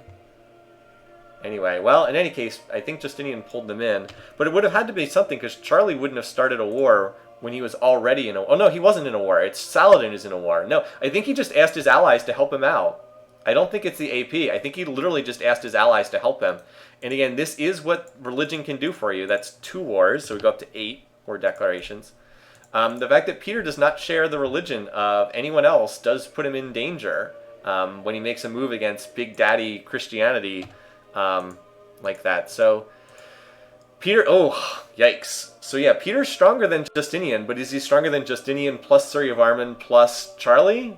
I'm not so sure about that. War of the Holy League, yes, this is like the War of the Holy League against Russia. Alright, well, let's see if we can watch this, because Peter, we know the AI does not do well in multi-front wars, and we do also have ballista elephants on the scene. If you don't remember what these things do, because they are pretty rare, they target mounted units first, which is kind of interesting. So, like, they will kill mounted units. They're like horse killers, basically. Pretty interesting. Yeah, it's true. Peter did not make a move. Justinian just defended himself. This reminds me of literally every pit boss you're in. Thanks. Alright, so here's Charlie's... Well, probably not his main stack, but he's got a decent one. He's seizing up Delhi, which would be a huge prize to get. And Bombay is the other big... These 3 cities are the big ones, right? Because Delhi's got the 10,000 Wonders in it. Bombay has double holy cities, and Vijayanagara has Statue of Zeus. These are the 3 big prizes. Alright, well. Gonna be a fun conflict to see what happens. Sorry about the Saladin versus Monty war. That's definitely on the back burner right now. Much more interested in what's going on elsewhere. Where is that big Peter stack? The one where he had 60 units? Alright, it's here. Or at least some of it is here. Peter completes Angkor Wat. Good priest specialist. I think Charlie's going to make out like a bandit and he's going to grab this city here. But Justinian, if he can roll from east to west, could be in a position to pick up a lot. Suryavarman, Where is his force? He's got to have a stack. Oh, here it is. Okay, here's his stack. 27 units. Yeah. See, he's probably not going to take anything, but he's going to divert a lot of Russian units over here. Charlie's about to get his unique unit. Okay, the lands connect are not anything special. Monty, by the way, has his capital under siege, so we will need to check in on that periodically. But like I said, the real action is going on with Peter and the other leaders. Yeah, everybody asking me for help. Justinian, okay, Justinian looks like he's in a position to get Bombay, I think. Although there are an awful lot of units in here, too. I think Peter's actually taken some pretty significant losses here from this fighting, because he is up, like we said, he is up against 3 people at once. Alright, so Peter held at Delhi for the time being. Yeah, that 3-way war. He held at Delhi just barely, which could be good news for Justinian if he's able to wipe out this force. That said, look at all those maces. Also, sad thing that Justinian has decided to research Compass over guilds.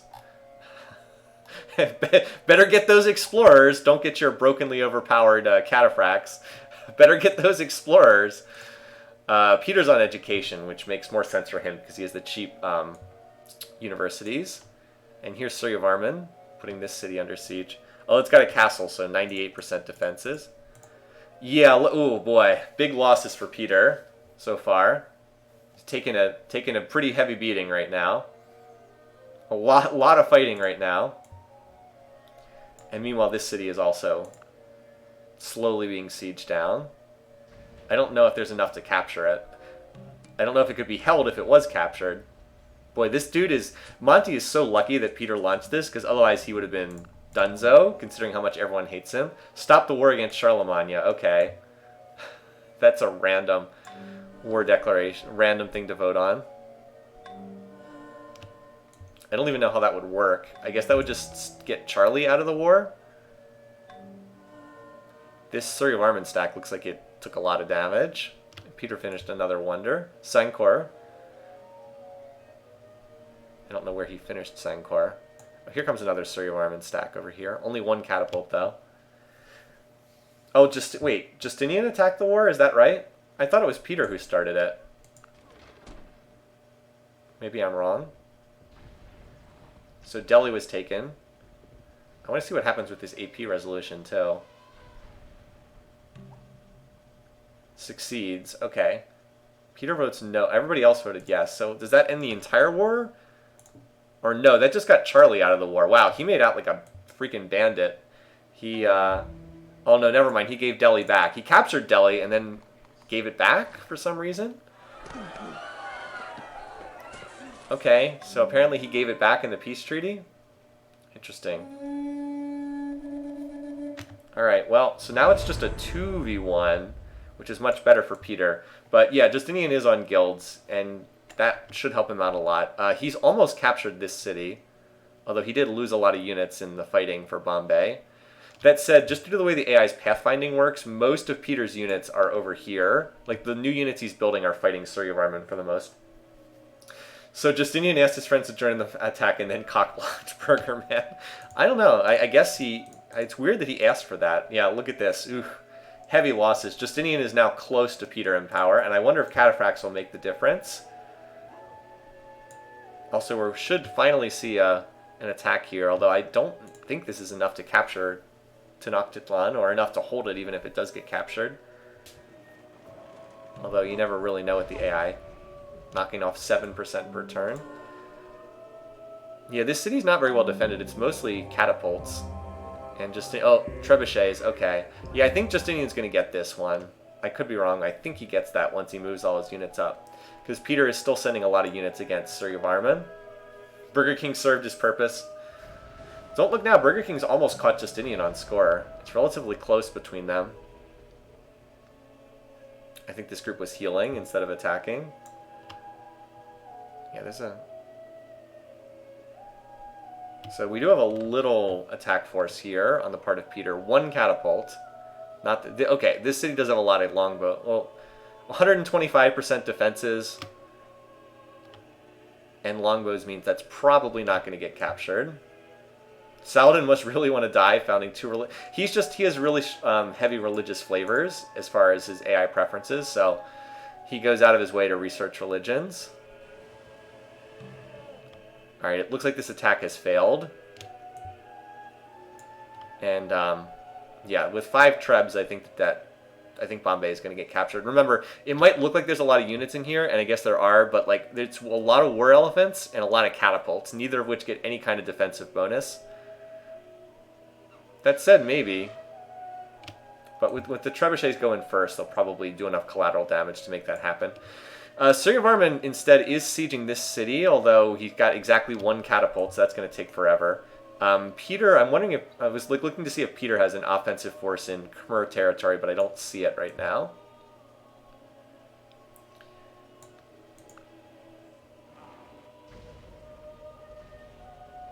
Let's see how this attack went. Pretty good for Justinian.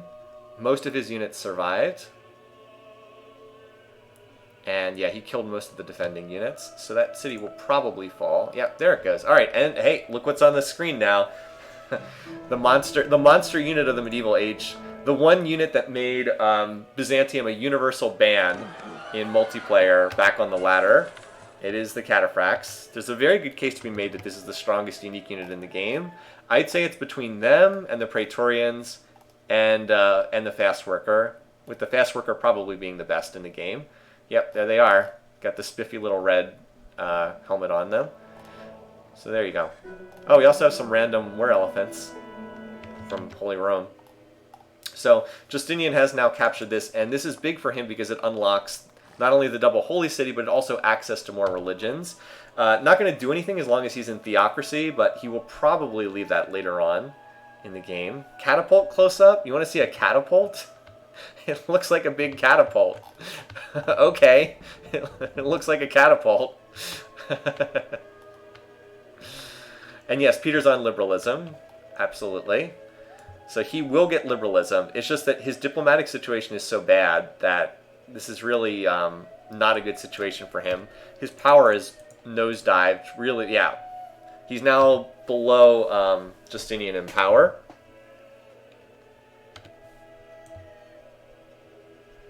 And if he loses Delhi to Justinian, then, well, that would not be good for... that would not be great. Because of all those gazillion wonders in there. Let me put it this way. I would much rather be in Justinian's shoes right now than Peter's. Oh, you meant cataphracts. I'm sorry. You did type cat, but cat could be short for cataphract, or it could be short for catapult. It's just the shorthand is usually cat for catapult, so that's what I was thinking. Peter's one of the police state with his pyramids. Oh, Peter oh, Justinian, why? Why would you make peace right when you had him on the ropes? Oh, that's a big mistake by Justinian. Why would you do that? You had this guy. You had him on the run. A couple more turns and you would have captured the rest of the Indian core. Well, he just sold out Suryavarman.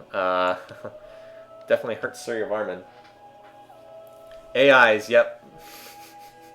Alright, so that is going to keep Peter in it for the time being. He has been hurt a lot by this war, but we'll keep him in the game for the time being. Could be bad news for Suryavarman, though, because Suryavarman is not one of the stronger AIs. And now he's in a 1v1 conflict with Peter. It's like Justinian finally gets guilds, gets his cataphracts. He's like, alright, now it's time to sign peace. And it's like, what? Wait, you're signing peace? What? Apparently Justinian wanted to start a golden age. And he is using this to swap up his civics. See, the AI is not totally stupid. Oh, never mind. He's spiritual. It doesn't matter for him. He could swap his civics whenever he wants. So, whoops. All those cataphracts now. Yeah, Peter's not that far ahead now. I agree. Especially once the city comes out of resistance. Peter's territory is kind of weirdly shaped, too. Alright, so Suryavarman's still very, very, very slowly sieging this city. Maybe he can actually bring some more catapults over. Yeah, he's got more catapults on the way. That said, I like Peter's odds to turn this around. The one Khmer city in particular is so isolated. You would think that this would be a good target. It's not very well defended either. Who does Justinian hate? Good question. So now that Justinian's back in peace again, he doesn't like Monty and he's cautious towards Peter. Really dislikes Montezuma though, which is interesting. He's friendly with all of his religious buddies. One of the reasons why I don't think this game's going to domination, because he likes his religious friends too much. Peter hates a lot of people, but he's already in a war, and Charlemagne really hates Monty. So look to see this happen. I think there's a really good chance that Holy Rome declares on the Aztecs, though right now they're not really plotting war. Saladin's still tilting at windmills against Montezuma. And Peter's been very slow to finish liberalism, but he does actually get... Oh, God, declare war on Montezuma. Oh, boy. Oh, boy. Okay. We're going to abstain from that, but wow, okay. Peter does get liberalism. Saladin getting the spiral minaret. That's interesting. Remember, everyone in the game has Christianity in at least one city, so they would all have to attack Monty if this goes through. Okay.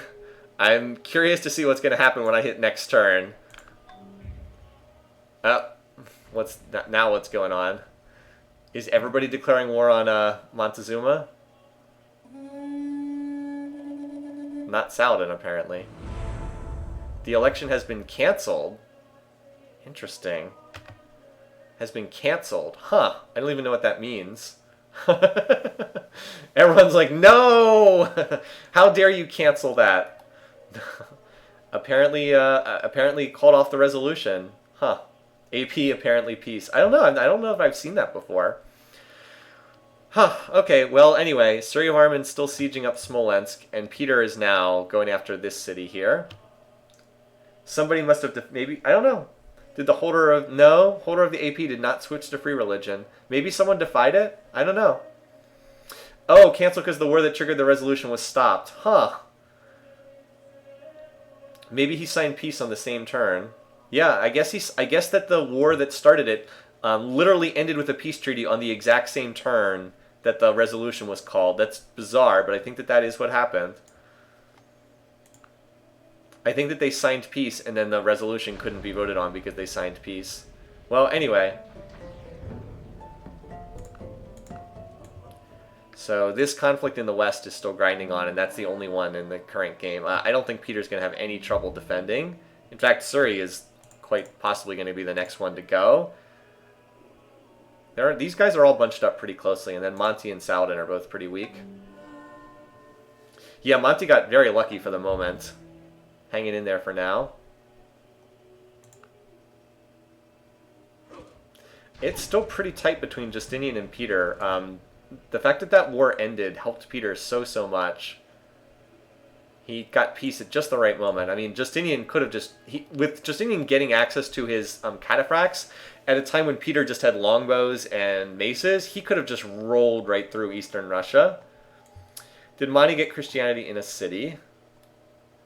He does not have Christianity in any city right now. No, he has no Christianity in any cities at the moment. He's the only one with no Christianity. So he's the one person that can be called against.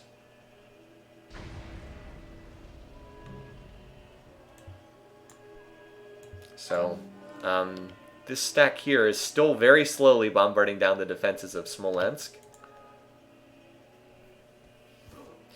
Unfortunately for Justinian, if he doesn't use his cataphracts relatively soon, he's going to miss his window when they're most effective.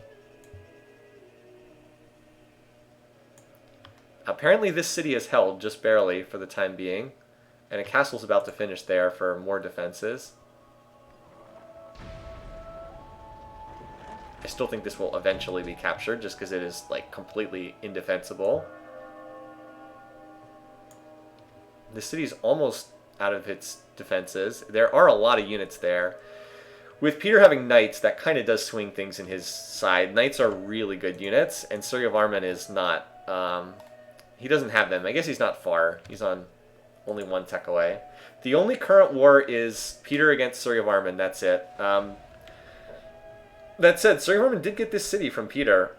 Like, he doesn't gain anything from taking it, but Peter loses a lot by having it lost. I think Peter will take it back, but it does wipe out all the... it does wipe out, like, all the buildings in there. So, kind of a pretty significant loss. I'm actually shocked that Peter's not having more success. Alright. Well, Monty, we knew you couldn't stay out of a war for long. Monty just seems determined to court his own demise in this game. One reason why he seems to get eliminated in almost every game. Alright, so he's attacking Charlie. He wants this city back. It's understandable. This is one of his core cities. Justinian might be beelining... Yeah, he might be. You can see what he's researching. If he's gone a particular path.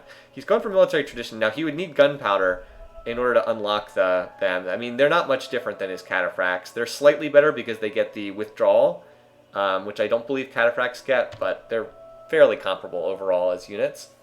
Yeah, Monty's completely crazy. He wants, I mean, this makes sense. This city is his former city. It's surrounded by his culture.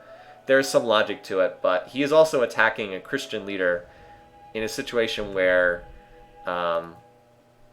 he is, yeah, like everybody else hates him. And let's face it, Charlemagne is ahead of him. Somebody took a barb city. Oh, okay. Apparently there was a barb city down there that was auto-raised because it didn't have any food. Justinian also planting this city. Okay. I mean, I guess it's got whales. Too bad that that city didn't grow because it would have been worth having with that crab resource. Oh well. Just looking to see if Justinian is building units. Doesn't look like it at the moment. He also planted this city here. Got another city. Hey, better than nothing. I mean, it's got the iron resource. Eight production per turn. It's not nothing. Better than not having that. But Monty, this is a huge mistake. I did upgrade the work. I did update the work county for Monty. People would have pointed it out if I did not. Monty wants revenge on Charlemagne for the real Pangaea. You know, it's been a while since that game took place. I don't remember that game all that well. Also, how has the city not been recaptured by Peter? What is he doing? How he has not captured this city, and somehow he managed to lose this city. I don't know how that's... I don't know what he's doing. That said, Charlemagne's going to pick up... If he rolls over Monty, he's going to get a fair amount of territory. This could make him into a more serious player in this game. Yeah, I mean, Monty's here. Charlie's here.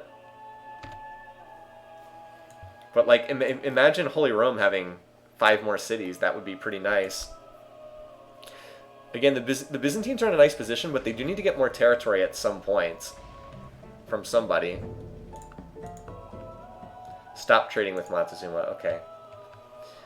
I mean, anyone who doesn't die in the game will move to the wildcard round. So, I'd say the 3 leaders that have a legit chance to win right now are Peter, Justinian, and Charlemagne. I think any of these 3 could win the game. Outside chance for Surgavarman, I don't really see a shot for Saladin or Montezuma. Doesn't seem too likely right now. Peter needs to figure out how to deal with Surgavarman. He's really struggling with this guy. Even though he's like much further ahead in tech and has more production and like more of everything. Alright, stop trading. Everybody voted for it except Peter. Surprised they didn't call that everybody declare war on the infidel thing. Like, this city is still holding out somehow. I have no idea how. I'm also surprised Monty hasn't lost more territory than he has. I would have thought that he would have probably gotten wiped out sooner. Alright, Justinian he's building some more cataphracts. He's also about to finish the Taj Mahal, and remember, he does already have the mausoleum, so he is going to get the extended golden age from that. Like I said, cultural victory not entirely out of the question for Justinian. Worst enemy of Justinian, war with Charlemagne, worst enemy of Charlemagne, worst enemy of Saladin. Yeah, not a popular dude right now. And this stack is large enough that I think it will take his capital. So there's the golden age from Justinian. But he's building more... He's building too much peaceful stuff right now. Anyway. Let's see what's going on. Is it possible Suryavarman's unique unit is winning the fight? Maybe. It is a handy unique unit. I mean, eventually Peter's going to get up to gunpowder units, and then that will probably do it. But, yeah, he's certainly been struggling here. Has not been I thought that Peter would have just rolled over the Khmer, given his situation. Check to see if Justinian has gunpowder. We can look at that soon. This inner turn, though, obviously the big story was Montezuma losing his capital. So, pretty nice score increase for Charlemagne. And like this city, he hasn't really gotten any use out of, even though it's a holy city. What if he takes these cities? Then obviously the culture will retreat enough that he can actually get some use out of that. Let's see. So we had a request to look at Justinian whether he had gunpowder. He does not have gunpowder at the moment. He's going for an economic tech in astronomy, going for those observatories. Will definitely help his science rate. So has not gone the military route yet. We'll see where he picks to go next. As far as Peter goes, let's scroll back. Because he's the other leading AI. All right, Peter's going for military tradition. He already has astronomy. Also already has liberalism and economics, so he got both of those prizes.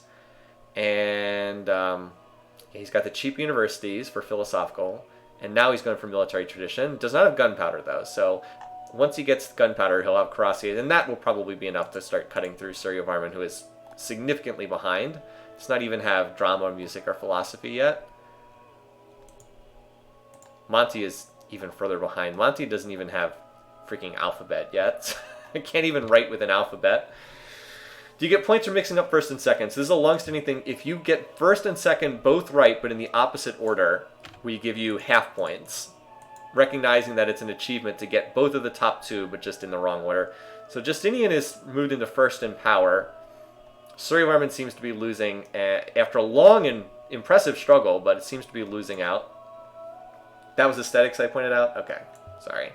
I guess he does have alphabet then. So right now we're kind of seeing two of the two lowest rated people on the scoreboard slowly getting grinded down. All right, so Peter does finally get his city back.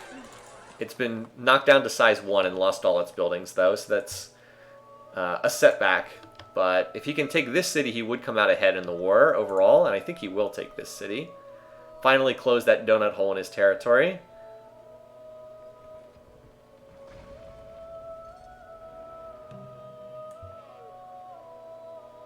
And it does look like Texcoco is the next target to go down. Justinian, yeah, I mean, he's got a ton of cataphracts running around. It would be smart of him to use them. I mean, he is building military. I'm just not sure if he's actually plotting war or not. And there's another Barb city down there in the tundra, for what that's worth.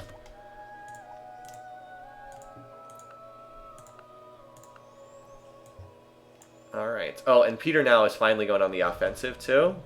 Like, he's got this force attacking this city. With a trebuchet to take out some of the defenders. This city also being attacked. And then Texcoco is under siege. I don't know if there's enough siege units here to take out the castle defenses. It's going to take a while. Byzantine units in Aztec lands? I don't think so. Could be wrong, but I'm not seeing a lot of that. Saladin signs defensive pact with Justinian. Interesting.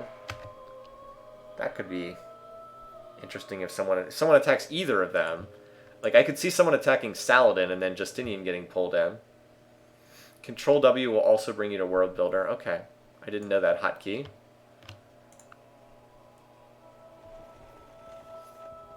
Justinian come bail an ally out. Yeah, so this city is slowly dying. Oh, here we go again. Another declare war on Montezuma. Alright, let's see if Monty can dodge a second time. Another declare on Montezuma. And this city, Pataliputra, was finally captured. As we mentioned, closing the donut hole in Peter's territory. Saladin saving his best. That will cancel the defensive pact, though, if the Apostolic Palace gets everybody to declare war, because declaring war cancels a defensive pact. Alright, let's see. Monty doesn't have much left. One of the big things that would do would be to tick up our war counter by a lot. Alright, here we go. So I think in past years we have counted the Observer Civ as well in the war declaration count. There it is, by Monty. So who voted no? Peter voted no. Everybody else voted yes. I believe we have counted the Observer Civ in Apostolic Palace war declarations. Although, wait, no. We shouldn't count it. No, we haven't, because we have not been forced into an AP war. So no, we don't count the Observer. Right, we don't count the Observer. Philly is correct. It is funny to watch all the war declarations pop up, though. Alright, so we don't count the observer civ, but that is still 4 wars. One, two, three. Yep, 4 wars from the AP. We didn't in the first game. Okay. Thanks for clarifying. Alright, so that takes us from 9 right up to 13. So I hope you picked high on war declarations for this game, because we're not even remotely close to the end of this game. We're still in like the early Renaissance, and we're already at 13. And a lot of mutual war bonus, yeah. Also Monty, yeah. Look at Monty here. Yeah, that's a lot of red, and this is why Monty tends to get wiped out in a lot of games. We'll have to check diplomacy again when this is all over, but bye Monty. That's it. It's actually bad for Charlemagne because it means other civs might vulture away his cities. Like, he was going to get everything if things continued as it was right now. Also, by the way, look at how unhappy Surya Varman is. This is the statue of Zeus. All his cities are starving. He has so much unhappiness from statue of Zeus war weariness. Really sucks for him. Oh, looks like there's some cataphracts already on the scene. Expect to see more and more enemy units running into Aztec territory. Apostolic Palace. I mean, this city's going to get taken by Charlemagne, but the ones over here could be whoever. Hard to say. A lot of it's just how quickly people can get up there. Yeah, like here comes the Doom stack from Justinian, 45 units.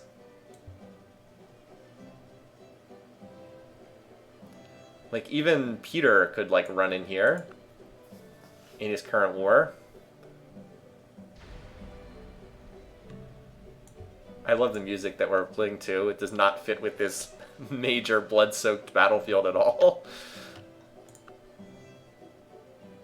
And Saladin will be back too. So there we go. There's a city that gets picked up by Charlemagne. Oh, that's right. Justinian was in a long golden age. Because he had that, geez, he's just cranking out the cataphracts now.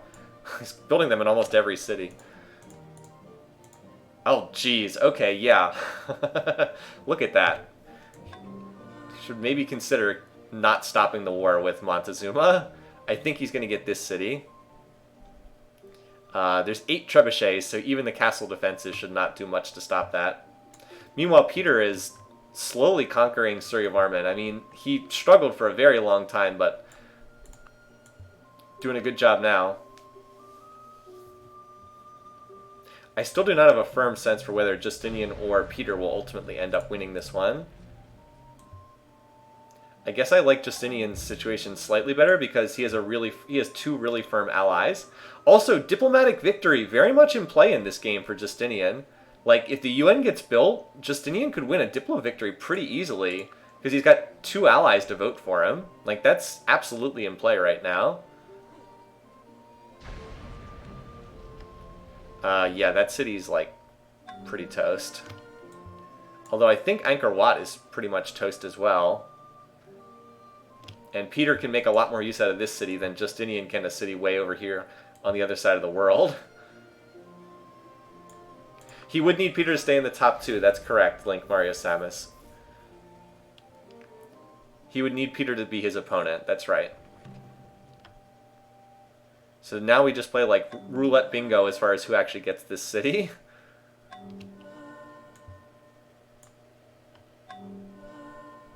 Yeah, the defenders got hit by a lot of siege. If it was just this stack, I think that Angkor Wat holds, but then there's like 8 more knights coming in, so I think that city's gonna fall. Let's see if Tlatelolco gets captured. Oh, it got taken by Saladin. What? Saladin just vulturing this away. He didn't even have that many units. Also, note the Grenadiers that are out on the field for Holy Roman Empire. So Arabia randomly gets a city up here in the top portion of the map. Didn't see that happening. Sometimes it is just kind of dumb luck who gets the city. Justinian had like the monster stack, and the much smaller Arabian stack takes it. Anyway, though, yeah, 63 units for Byzantium right now over there. So we might be down to just 4 leaders in a short period of time. Alright, so this is just the AP leader vote. I expect Justinian will win that because his population... Well, maybe Charlie's gotten enough population to take that over. I guess we'll see. Running through Suryavarman's territory to get there faster. And that's a lot of units outside Tlaxcala. It's like 3 different nations are working together to take this guy down. Alright, Justinian's still the leader. Yeah, he has more, and Suryavarman voted for him anyway, as well as Saladin. So, like, again, it's not like people need to fulfill some sort of criteria to make it to the wildcard game. It's if they don't die and don't come in first or second, they go to the wildcard game. Like, it's not some kind of criteria or something they have to, like, pass. It's a pretty simple rule. If they don't get killed, then we'll see them again. Anyway. Wait, was there a capital? Wait. Oh, geez, the city was like, okay, the city was invisible on my screen. I was like, wait, they didn't auto-raise that, did they? I was like, no. It was taken by Justinian. Okay. Awful lot of enemy units here. Okay, I just couldn't see the city. Somehow Angkor Wat has not been captured yet. I don't know how. Peter has been unable to force his way in here. Even Peter's got a unit or 2 coming up here to help out. So we'll get I know it's turn 200. We'll get a big look at where people stand after the Aztec War is over. Let's wait until this finishes and then take a look. Because that's a natural point to stop and check. Alright, so just as I say, I don't know how Peter has failed to take this. He does go ahead and grab that city. Still a close 2-way race and maybe a 3-way race with Charlemagne. This city's not going to be very useful. It's already, yeah, mostly under Khmer culture. Justinian's captures up here are probably far enough away that he can hold them without worrying about being culturally crushed. I agree that this would be a good time to look at the power bar graph. Yeah, Justinian's really raced out ahead. This would be a good time for Team Christian to take on Peter if they're going to do it. Because he's in kind of a weak position right now, vis-a-vis the Christian coalition. Christian coalition. It is entirely Alright, so the Observer Civ is finished. Attack. Again, it's anyone's guess who actually gets this city. I would lean towards Justinian just because he has 72 units on this tile. 72 units. But it could be just whoever. I see Aztecs defending the city. Oh man, there's 2 Jaguars still defending it. So Justinian will get it because he moves first ahead of everybody in this game. Look at all the reinforcements racing up there. Peter's on communism now. Appropriate for Russia, I know. So that's at least 2 cities for the Byzantines up here. I think it's more likely that Charlemagne will get the kill credit, though, because he is outside the last city. Or maybe not. If he just took out the defenses, never mind. Justinian moved... Actually, I think the bulk of the Byzantine units are not in the city. How many defenders are actually here? 1 longbow, 2 longbows, 1 catapult. Okay, yeah, I think Charlemagne gets this city if I'm reading this correctly. I don't think there's that many Byzantine units here. It's kind of hard to tell, but I think Holy Rome gets this. Yep. So Holy Rome gets the kill credit. Probably deservedly. Probably did more than anyone else to get that. Can we get the kill credit to the AP? Yeah. Alright, so, and then we're down to 5 civs. Not surprisingly, Monty unable to make it to the finish. He's just way too aggressive for his own good. Having his own religion was pretty bad as well. Alright, so let's reveal the map. Let's mark it in our spreadsheet. At least we got more war declarations out of him. Hey, he didn't finish last. Ahsoka was the first to go. Alright, Monty, it is turn 206.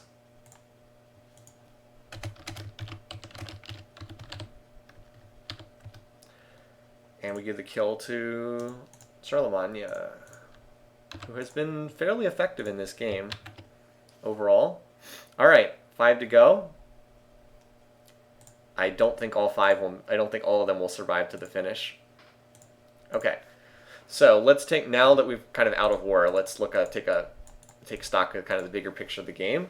So it looks like Justinian is the leader in GNP. I'll check the actual beaker rate in a minute. Suryavarman seems to be the one in the weakest situation right now. That was his golden age. Pretty close with Peter and Charlemagne on production. On food, it's again fairly close. Peter did have a big lead. If I go back, Peter had a huge lead earlier. This is when it looked like he was going to run away with the game, but it's really tightened up now.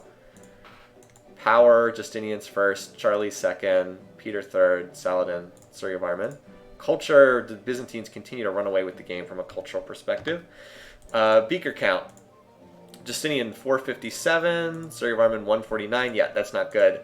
502. Okay, so Charlemagne and Justinian are quite close on research. Charlie's actually slightly ahead. Peter's further ahead, 744.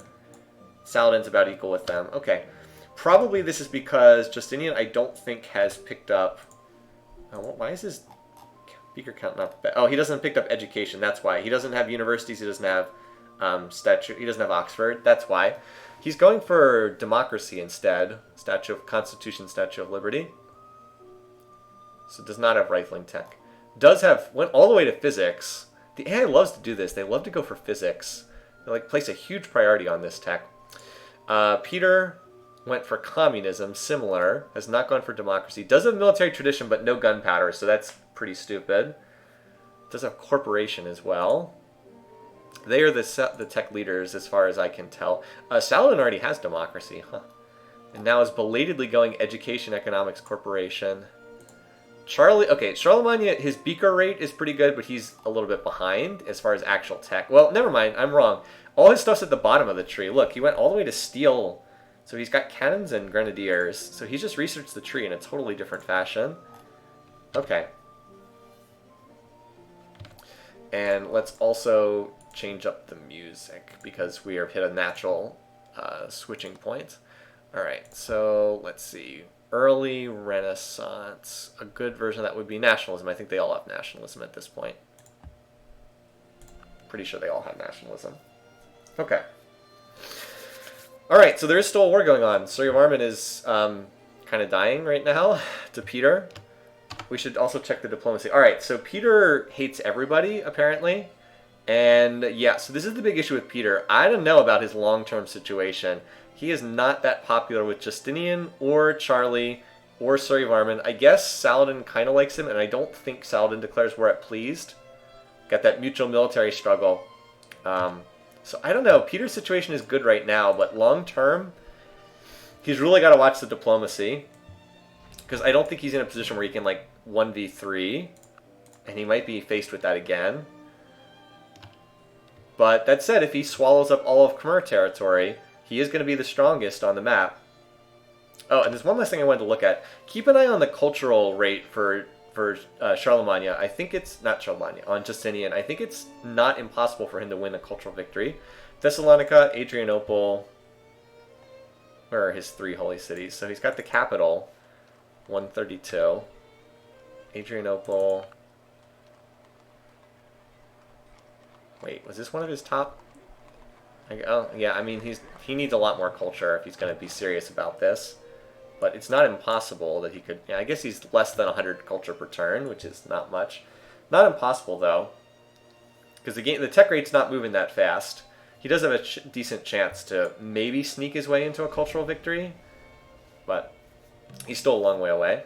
Oh, this would be big. Stop the war against Suryavarman. Maybe he can keep his ally alive.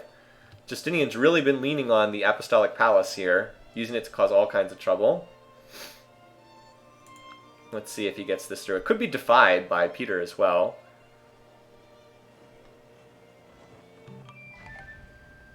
It looks like it went through. Yep, so it succeeded. Peter voted no, but everybody else voted yes, so he shuts down the war and saves Suryavarman, who was about to lose his capital. So yeah, he kept his ally alive. Alright. Yeah, we got, like, these random city-states in the north here. three different nations up here. All right, so for the first time in a while, the whole world is at peace. And there's actually a lot of friendly faces in here. Like, Justinian loves everyone other than Peter. It's the only one he would consider fighting. That said, Peter hates everyone except, bizarrely, Saladin. I don't know why he likes him. Civics and mutual military struggle. So Peter does not like everybody else in this game. He will probably go after somebody at some point.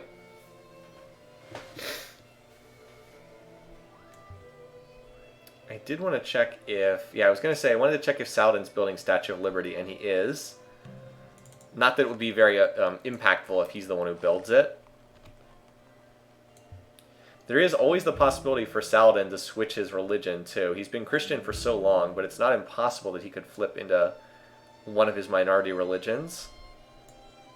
I think if he spread Hinduism here, he might flip. Because then it would be all of his cities had Confucianism. Or Hinduism in, excuse me. Alright, so for the time being, we're just going to try to go through the turns relatively quickly. Justinian going to representation is going to help his teching rate. Caste system is going to get him more beakers as well. Or not more beakers, more culture. Yeah, 773 now. Ooh, sorry, Varman, not good. Okay, so he jumped up to being like tied with Peter after going into representation. Also went 100% research. Kind of interesting. Oh wow, he got 4,000 gold in the bank. Why would he not run 100% research? Peter gets the Kremlin though. Not as impactful of a wonder for these games because the AI doesn't really know how to use it. Really good wonder in for like actual human player. And like I said, I'm going to try to go through the turns relatively quickly if there's no warfare. Justinian finally picking up gunpowder. Defensive pacts would certainly be funny if anyone signed them. Oh, well. Saladin. Remember I said he might convert? That could spell his death warrant. Because Justinian is not going to be good friends with him as soon as he converts.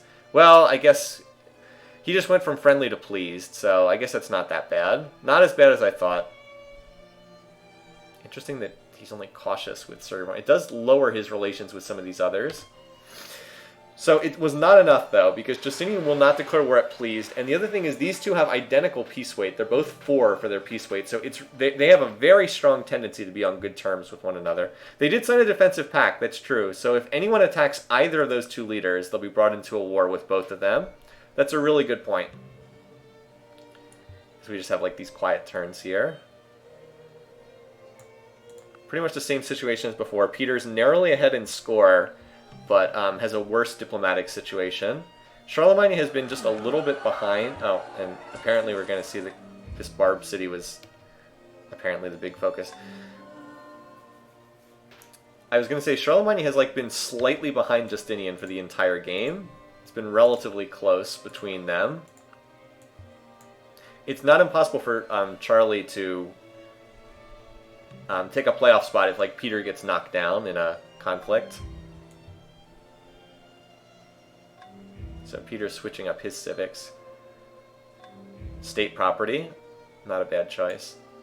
Even if it does mean he has to go through anarchy.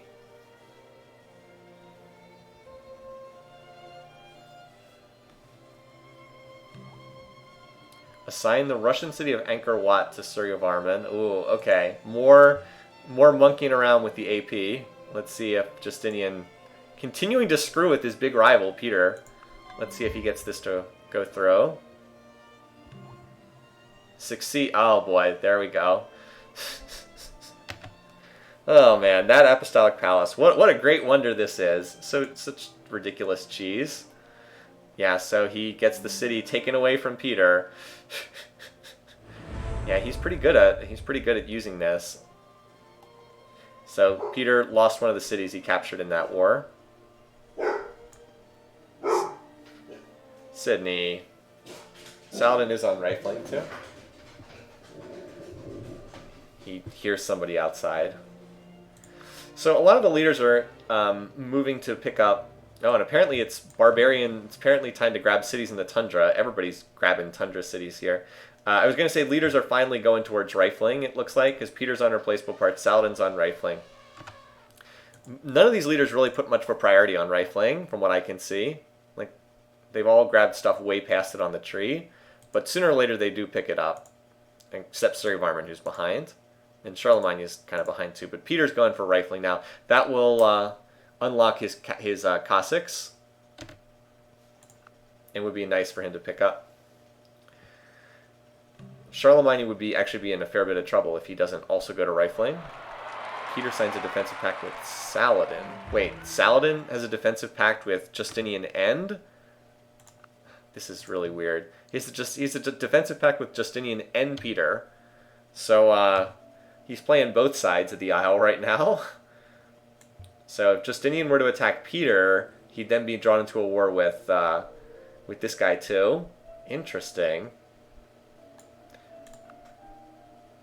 Yeah, these guys better be careful about who they decide to attack, because it could trigger some pretty big wars if they start something.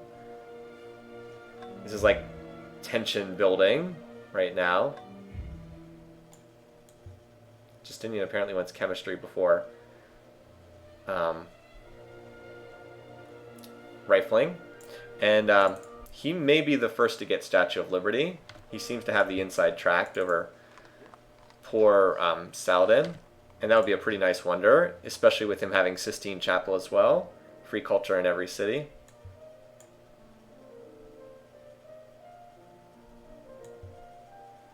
I think we might have had a war declaration between...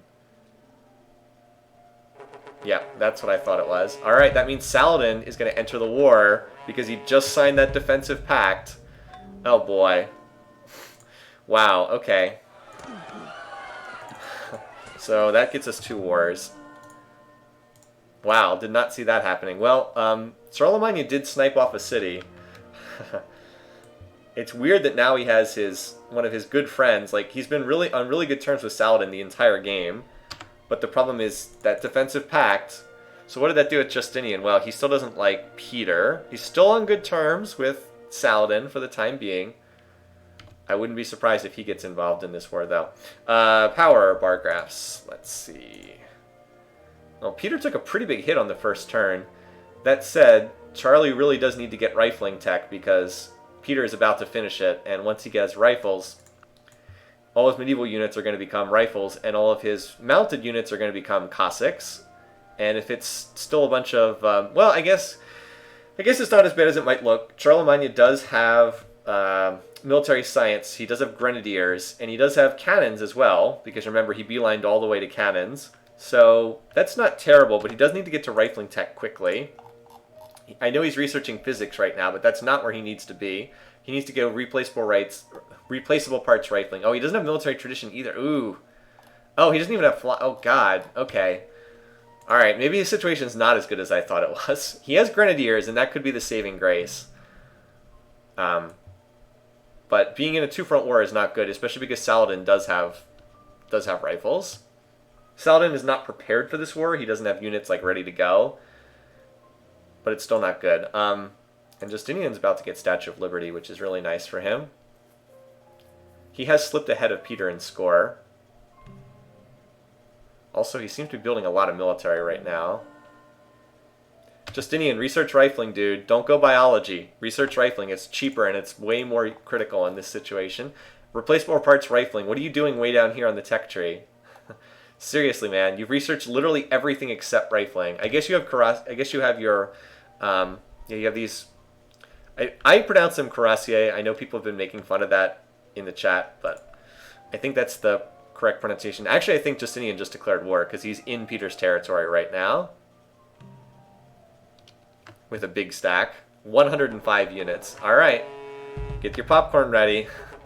Alright, well then. Okay. Well, we're right back to the world at war again. I hope you enjoyed that peace while it lasted. 17 wars. Pretty bloodthirsty game.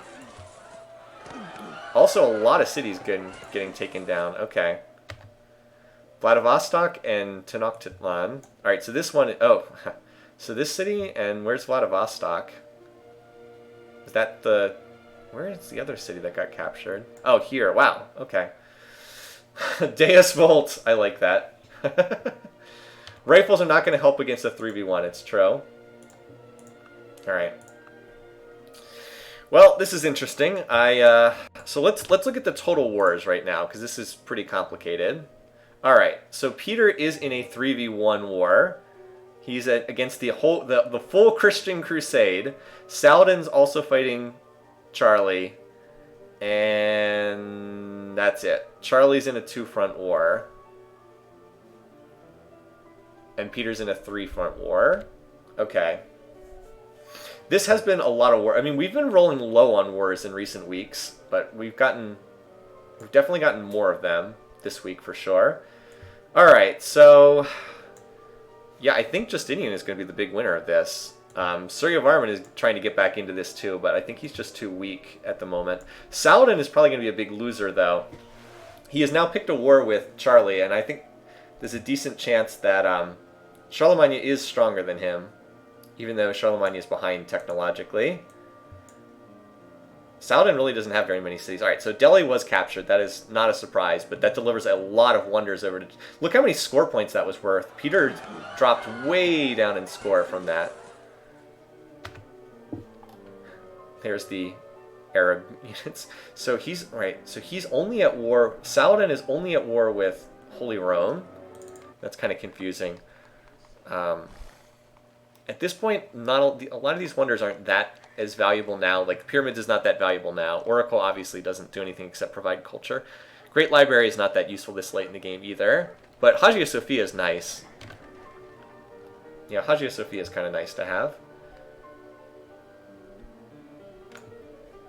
So I'm going to try to watch the Doom stack here. Did lose some units, but like there's 48 Cuirassier here. That's a lot of Cuirassier. They do have to deal with Cossacks, though. It's just that it's pretty lopsided. Maybe if Justinian finished it... Oh, here we go. Assign this city to Suryavarman. Tlatelolco to Suryavarman. Okay. More AP monkery. Monkey shenanigans. Oh, wow. Suryavarman capturing a city. I did not think he would be able to do that. But apparently... Yeah, Peter is... who's looked so strong the whole game, is struggling now. Just, it's the diplomacy. The religious diplomacy has been against him. No, we can't see the AP War Declaration because you can only use that against someone who doesn't have the AP religion in any of their cities. And that is not the case here because there's Christianity in some of the cities that are in Russia. Although I guess if he loses cities, that could happen. Let's see if this city gets assigned. I expect the vote will go through. Unless it's defied, which is a possibility. Failed, okay.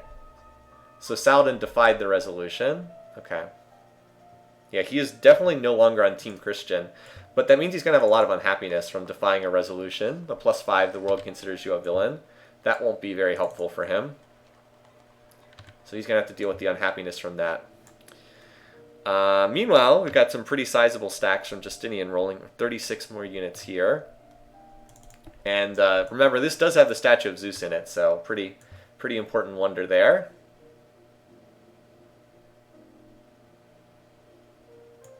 Meanwhile, there's like this Saladin force just randomly stranded off in Holy Roman territory. Right now, the whole map is just a total mess. There's so much fighting going on, it's really hard to keep track of all of it. Other than the fact that I think that Justinian is winning and Peter is losing. Alright.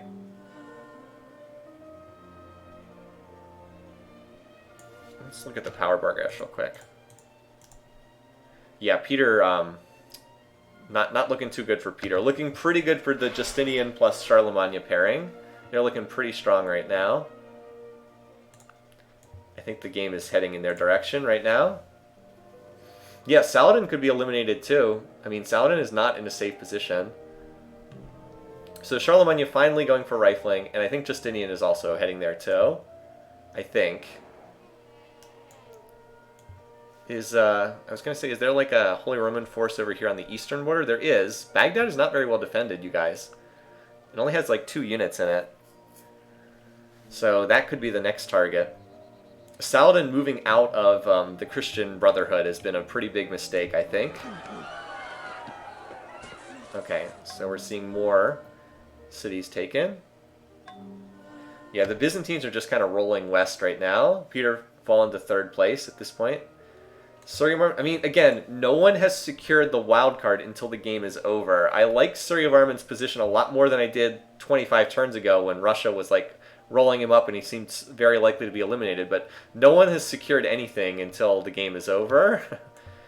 That said, I think that the odds are looking better and better that he makes it through to the wild card just because he is on Team Christian and they seem to be dominating the game right now. But like, it's certainly not guaranteed. I mean, he could go free religion or something. Yeah, Khmer is still in the fight. Khmer is fighting against Russia.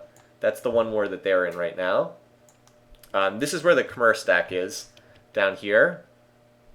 This city's not that well defended. So here we go, rifling, rifling. When these guys pick up rifling, that's pretty much curtains for poor Peter, who has played a really good game, but just has been consistently on the wrong side of the diplomacy in this one. Yeah.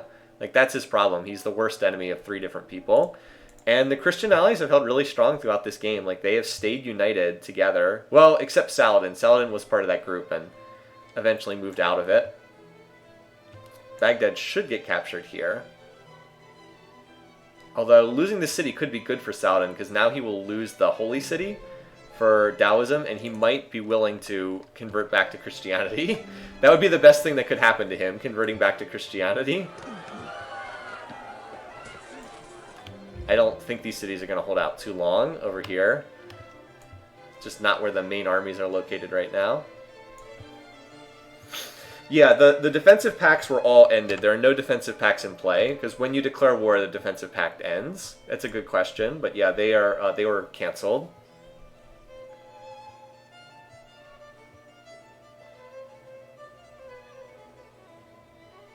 So Vijayanagara is under siege, Novgorod's under siege. Peter's just being hit from too many sides at once, I think.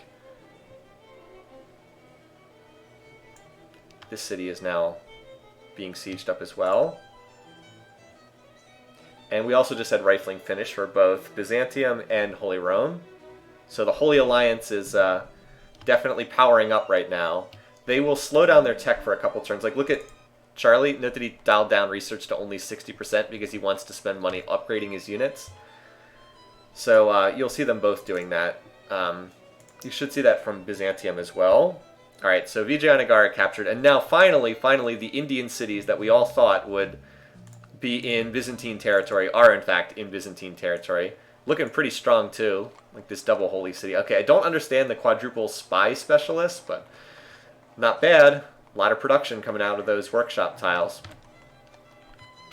And Justinian dialed his science rate way down. Yeah, see, he went 90% gold. That's to upgrade his units. So you will see a humongous spike in power for Byzantium over the upcoming turns as Justinian upgrades all his medieval units, outfits them with rifles and whatnot. So I think this is the next city to get captured up here, because all the defenses were taken out. The Aztec lands being fought over. Yeah, not much left. A lot of promotions. Guerrilla 3 rifle, Protective 3 rifle in there, or City Garrison 3 rifle. But with these cities being isolated, there's only so much that they can do. This is probably the next Russian city to fall, unless Suryavarman's siege finishes. He is fighting with knights against Cossacks, which is kind of a losing battle. Suryavarman's pretty weak right now, but his diplomacy is in a good situation. It did feel like this game was Peter's at one point, but as I was saying at the time, Peter's in good shape, but his diplomatic situation's not good. And that does matter. It really came back to bite him in this game. Oh, geez, this city is just barely hanging on by a thread up here. Alright, so we've almost seen the little Arabian territory get captured over here. No further pushes into the Arabian core, at least not yet. This city could actually be the next one targeted because the AI will walk through Justinian's borders. But the main story is that Russia is slowly disintegrating here, attacked from 3 different sides. Charlemagne hasn't been doing too much. Charlemagne has mostly been pushing against Arabia. But that said, Suryavarman is tying up some forces, just enough to be annoying, while the Byzantines just rip their way through. Alright, well, that attack at Novgorod did not work, but it tied up forces for a while. Also, if you want to see the power bar graphs, I'm sure it's... Yeah, see, this is... Justinian gets rifling tech and just takes off, and poor Peter gets crushed. Saladin's also not doing very well. This is that attack that didn't succeed from Surya Varman. Peter has not really shown that much in past years. I just liked his position. I thought his position was pretty good. And I think his position... I mean, he's been in first or second most of this game. The problem is he got stuck on the wrong side of the diplomatic divide from Justinian. And, I mean, Justinian's the man. He's really good at this. He's one of the best AIs in AI Survivor. It is not a coincidence that he keeps winning game after game after game over the years. He's just really strong in this competition. So he got stuck on the wrong side of the diplomatic divide, and that's what's causing him to lose this game right now. As the Byzantine gray just like slowly takes over the map. Justinian still has not dialed up his research. He's still running 90%. I guess he's got a lot of units to upgrade, but that's what he's been working on. Eventually, though, he'll have all his units upgraded, and he'll turn his science back on, and with more and more cities, as well as all the Russian wonders falling under his control, he's going to be totally unstoppable by the time this is done. He's also going to hit a point where all of his enemies are dead, and it's just his friends left in the game. Oh, here we go. I was like, I'm surprised this city's not being attacked. Well, it is. It's just being attacked in a weird way. Probably going to go over to the Khmer, just because... Wait, one, two, yeah, because this tile is under Khmer culture. So this city will probably get captured and then given over to Surya Varman, who's like just hanging on there in the corner. Alright, so that's it for Little Arabia in the west. All those cities have been taken over now. So expect to see Charlemagne send a new force over here to the east. It's funny because Byzantium is not at war with Arabia, but Holy Roman Empire is. Where's Justinian going next? Oh, his big doom stacks in Yaroslavl. He has 128 units in this city. That's a lot. He's still upgrading units, by the way. Still upgrading them. Apostolic. Alright, so that's a non-vote just for who's going to lead the Apostolic Palace. This city only has one unit in it, so like a random cav could just wander down here and capture it. That will probably happen at some point in time. Alright, Justinian is the leading candidate. So he, once again, will control the resolutions.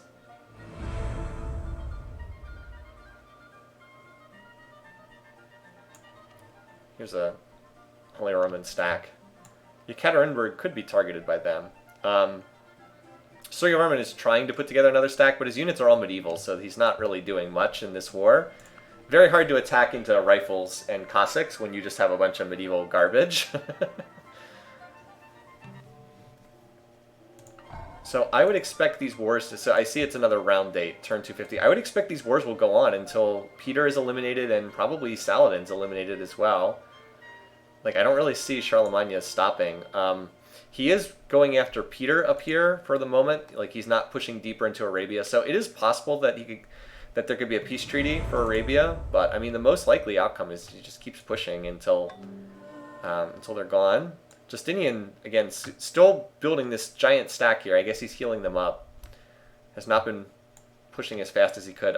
2 calves against 1 rifle. That should be enough to capture Little Orenburg. Like, the first one should die and then the second one should take it. Or maybe the first one just gets lucky and takes the city regardless.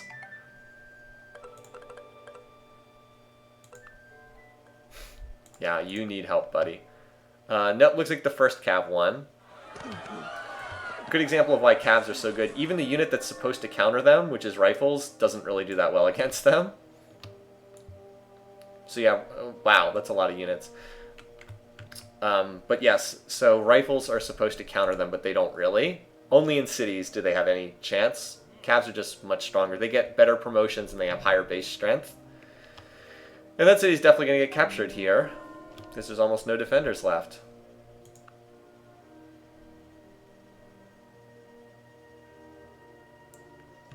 Okay, so it's down to a grenadier, a rifle, and a catapult. And meanwhile, Justinian is still holding his big stack here. I think, unless I've missed them moving out somehow. He's been a little slow to keep moving here. Yeah, he's still got a huge stack here. 143 units, but he still has not been moving it out. Oh, the snipe! Surya Varman gets it. Again, by virtue of moving before Charlemagne, he takes it. I'm a little bit surprised he got that, but good for him. He has just been hanging on this whole game. Still in it, though. Unexpected. Alright, there we go with the map update. We do now have some new forces that are heading towards the remaining Saladin cities. This is not large enough to take a city, though.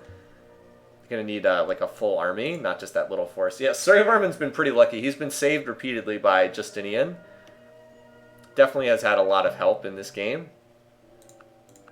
I wouldn't say he's played a great game, but at least... Alright, so here we go. 152 units. Alright, that's probably going to be enough to take that city.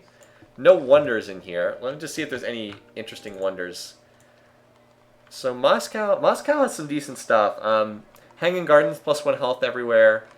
Angkor Wat, Notre Dame, Kremlin. So Moscow's pretty valuable. We'll see if Justinian can get up there, or if Charlie's going to be the first on the scene. St. Petersburg is not long for this world. Not with 101 cavalry. Oh boy. Does have 2 trebuchets though, so he might stop to bombard the defenses, which would take a long time. Justinian is about to get steel though, so he can finally replace his wooden siege units with... Yep. 5% defenses reduced. Alright, that means Charlie probably gets Moscow. Unless he decides to just attack here.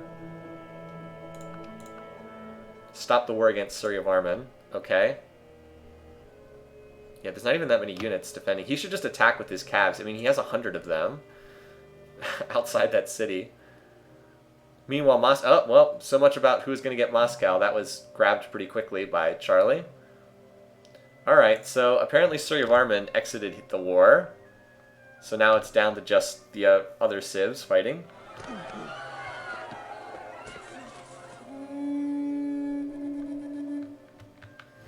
It's one of those maddening things where the AI can easily run over a city and just don't do it because they want to stop to bombard with siege units. So yeah, overall, this war's probably been better for Byzantium than anyone else, but it's been pretty darn good for Holy Rome as well. They picked up a lot of territory. Picked up these 2 Aztec cities, and then now they picked up Pataliputra and Vladivostok, and Moscow as well is quite valuable. A lot of nice wonders in there. So all that does matter.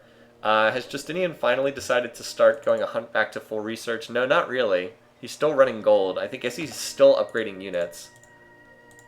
I mean, yeah, he's pretty strong. And he is leading in GMP as well. So he's still not going full research yet. Holy Roman Empire and Byzantium make a heart on the minimap. They really do. It's like a sideways tilted heart. Because these guys love each other so much thanks to their shared Christianity. Here comes Charlie. He's actually bringing siege units, so that might be enough to knock down the defenses if he's going to the same city, which I don't know if he is. Justinian's offensive has been kind of slow here. Oh, he's got... Alright, so there's cannons coming over. That should be enough.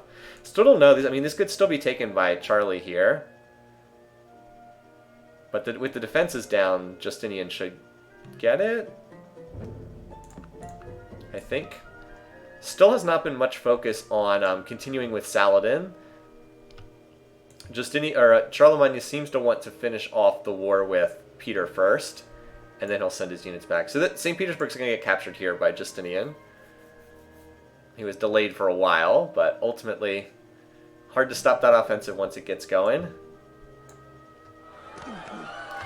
This is actually good for Justinian, that he doesn't have any siege units in this stack, so he'll just attack the city as soon as this one gets next to the city. Now that said, it still might be captured first by Charlie, because he is a couple turns ahead moving. But it can be good for the AI when they don't have any siege units, because they just go ahead and attack instead of wasting tons of time. Yep, too slow. Charlemagne, you got it. And we're only down to just 2 cities left for Russia. Oh, geez, another Golden Age? Okay. I mean, good for you. He's still not running 100%. Yeah, he's still relatively low on beaker count, but that's just because he's in wartime production. As soon as the war's over, he'll just go full on peacetime stuff. I am surprised that Byzantium hasn't captured more cities. Yeah, we've looked at the power bar graphs a couple times, but I'll go ahead and show it again. Free the Montezuma cities. Okay. Oh, so you're like, wait, Charlie's first? Well, there's actually enough espionage points now that we can't see the bar graphs for Byzantium. Yeah, it's what you'd expect. Byzantium's way ahead. Holy Rome's in second, and then everybody else is way behind. Justinian might attack Saladin. I don't know. He won't right now. He's still pleased because of civics. See, the thing is, his favorite civic is theocracy, and Saladin's favorite civic is theocracy. So the two of them have that shared bonus. Now that said, if we get a UN resolution that forces everyone into free religion, that then would be enough to break that. But Charlemagne is more likely to just continue the war and finish off Arabia. That is more likely to happen. This is most likely going to be clicking next turn for 50 turns for a space victory. That is the most likely outcome because I don't see any of these three guys fighting each other. But it could happen. Suryavarman can declare it pleased. He might be stupid and declare war at pleased. It could happen. But yeah, that is probably the most likely outcome. All right, Peter going to pacifism. I don't think that's going to help you. Would be interesting to see also if Justinian can get kill credit for at least one civ. He did not get the kill credit for either of the first two that died. And it really is just dumb luck. Yeah, now Peter finally converts to Christianity. A little late there. So he gets Novgorod. And now let's see who's going to get the last city. Charlie's got inside position. Yeah, still no attack yet against Saladin. Note the battleships there off the coast trying to take out the defenses. Or is that actually it's a destroyer, not a battleship.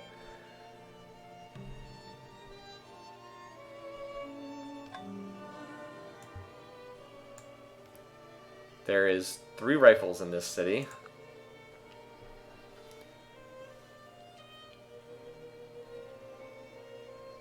The AI has to stop and take time to marshal all its forces. Alright, so these Cavs could literally just run in and kill the city. There's no city defenses anymore. See how much Christianity moves Peter? But the AI keeps pulling back to regroup its stack together, which is kind of silly. Alright, now there's even more. Seriously, you guys, you got 10,000 units. Just walk next to the city and kill it.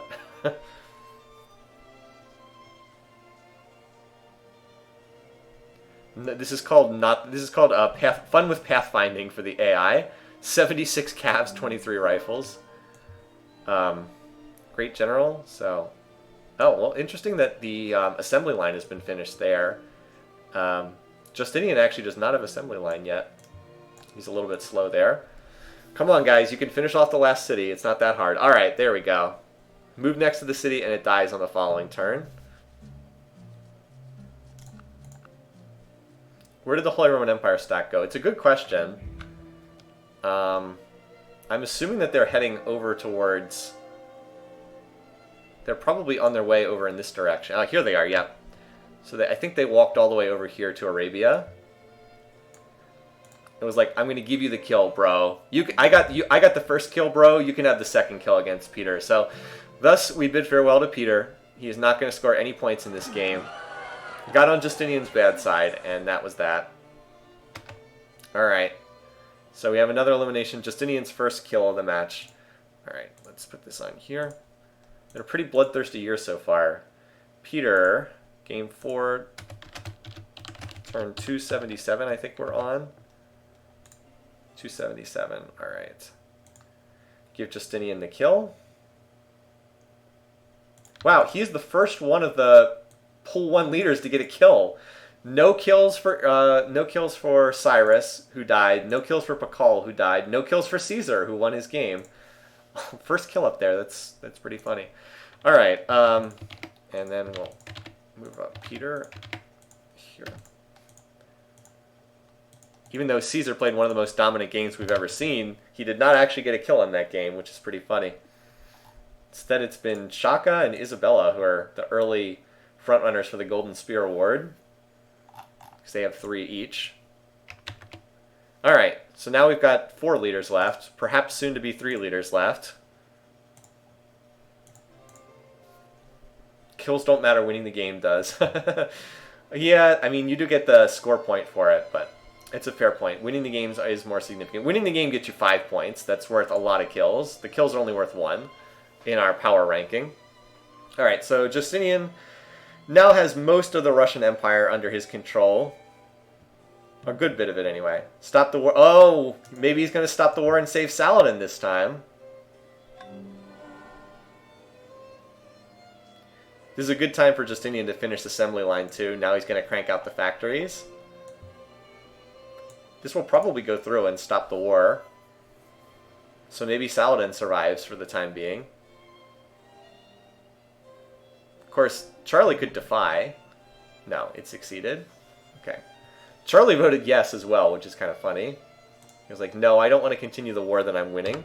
All right, and now we're back to peace for the time being. That said, there's still a lot of hatred between...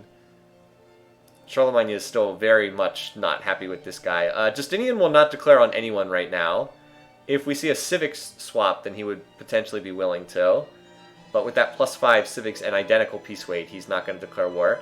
Suryavarman could declare war, though, and I believe he can plot war at pleased, so I think he can declare war on anyone, and Charlie can attack. Also, Saladin doesn't like Suryavarman or doesn't like Burger King. Alright, so Saladin survives for the time being, and we seem to be going into a peaceful period, perhaps. So I will try to advance through the turns a little more quickly when there's not much going on. Justinian, I am interested in seeing what his domination percentage is. I think he's still a good distance away, but I'm curious. Wow, this is a long inner turn. So what's going on here, guys? Why is it taking so long to do the turn?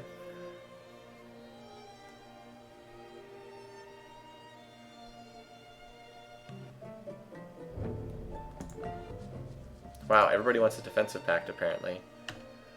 Oh, here we go. 37%. Yeah, he's still a pretty decent distance away. 20% away, roughly.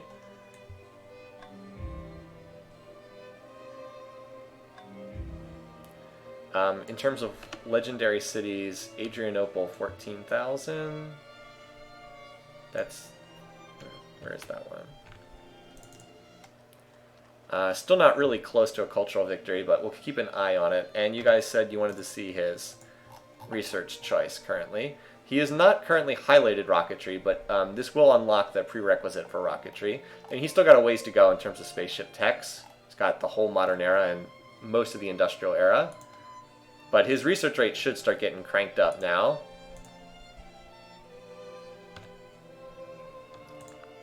I'll look at his beaker rate in a turn or two. Hope Saladin defensive pacts Justinian, we get a nuclear warfare between... Oh, you want the two friends who have been allies the whole game to fight each other? 1374, 751, 968, 450. Yeah, Saladin is now definitely weaker than Suryavarman, which was not the case for most of the game. Mount Rushmore. So yeah, mostly just going to keep an eye on what's going on.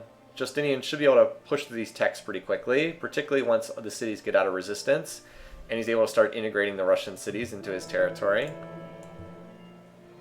That said, defensive pacts can do some silly stuff. Yeah, he's building factories everywhere right now. As he sets more cities to research, his beaker rate is going to go up. I think a lot of the cities literally don't have anything else to build. They built their factory and power plant, and like there's just not much for them to still do. No, I guess he's dialed down his research. He is on rocketry now. Also turned down research again to upgrade more units, it looks like, because he's only at 60%. Is Baghdad going to be Byzantium? Let's see. Nah, I mean, it's more Byzantine than Holy Rome. If some of these Arabian cities get captured, then maybe. At the moment, though, it doesn't look like it. We would need Arabia to be eliminated to have that have a serious chance. Probably not, though.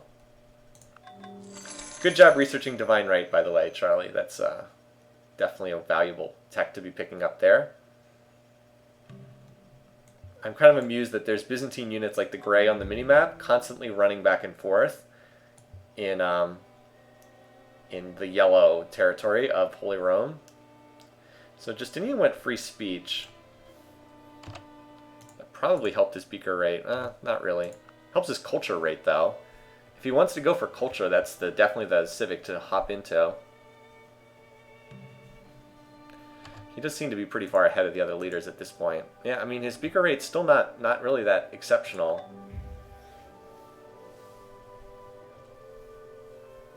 Yeah.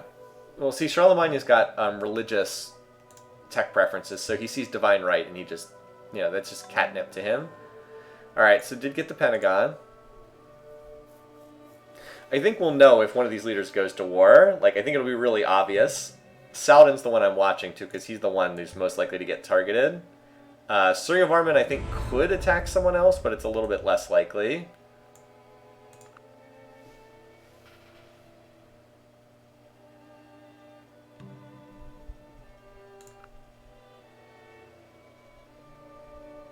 So yeah, we are just clicking next turn a lot.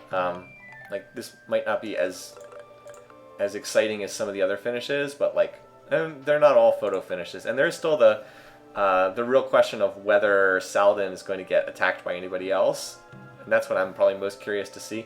I think Justinian first, Charlemagne second is pretty clearly established, but victory type is kind of still up in the air. I would lean towards spaceship as most likely, but like diplomatic's not out of the question, and cultural's not out of the question either. I think domination is unlikely, personally, just because this is a pretty peaceful remaining group. So Justinian finishes the Apollo program. Suryavarman goes state property, emancipation, free speech, uni-suffrage. Okay, he is still stuck with Christianity, though. Has not dropped that. And between free speech and Justinian picking up radio, which means he's going to build Eiffel Tower, he is going to have an awful lot of culture. I'm just not sure that he can finish, wow, 5 turns for the Eiffel Tower. Okay. The AI does get to cheat on deity a fair bit. Still, that's a lot of production. Not too bad. That's pretty good, 5-turn Eiffel Tower. Can you show where the numbers for X units is? I don't know what that means, I'm afraid. Organized religion is Suryavarman's favorite civic. I didn't know that.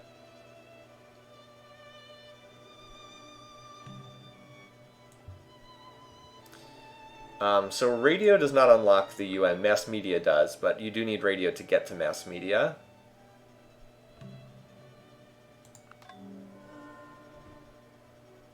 So he did finish Christo Redentor, which is not really that useful for him as a spiritual leader, but still handy to have. What's his beaker rate up to now? Alright, so this is more of what I expected, up to 2,400 per turn. Suryavarman 600, Charlie 1300. Yeah, so now that he's kind of like completely gone over to peaceful stuff, now Justinian's starting to just power through the techs.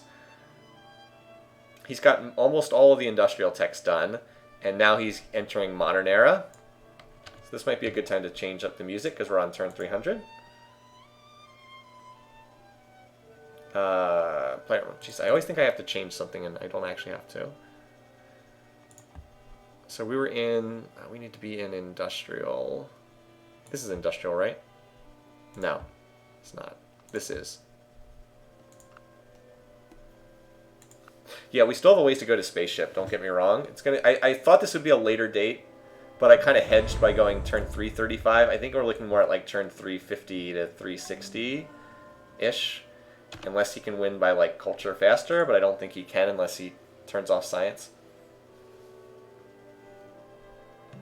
We'll see. Justinian can power through these techs pretty quickly now that he's turned off, he's stopped worrying about military stuff.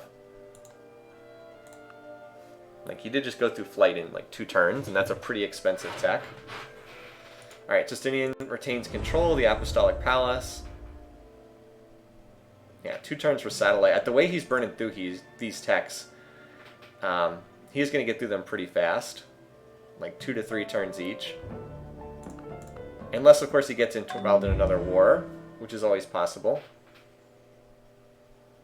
Oh, Charlie went free religion, so that switches the diplomacy slightly.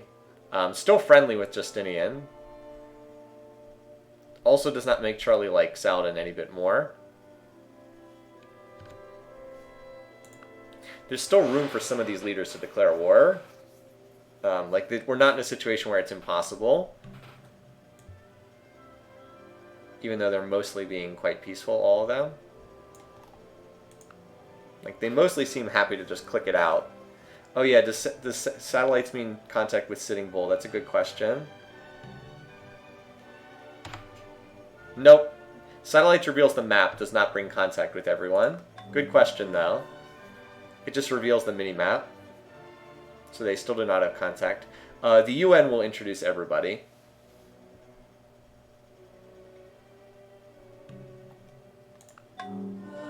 But this is not the UN. Yeah, I mean, when you see the AI building research in like every city, that means they are not plotting war. And that's what we're kind of seeing right now. Oh man, Charlemagne is just now getting to assembly line? Okay. Why are the cities starving? So this is really weird. This is just something the AI does. They like randomly run a gazillion specialists and starve the city, and then they just stop doing it. It doesn't make a lot of sense. I don't know why they do this, but they do it in every game. It's pretty bizarre. Does not make a lot of sense. Assign the Holy Roman city of Mans to Justinian.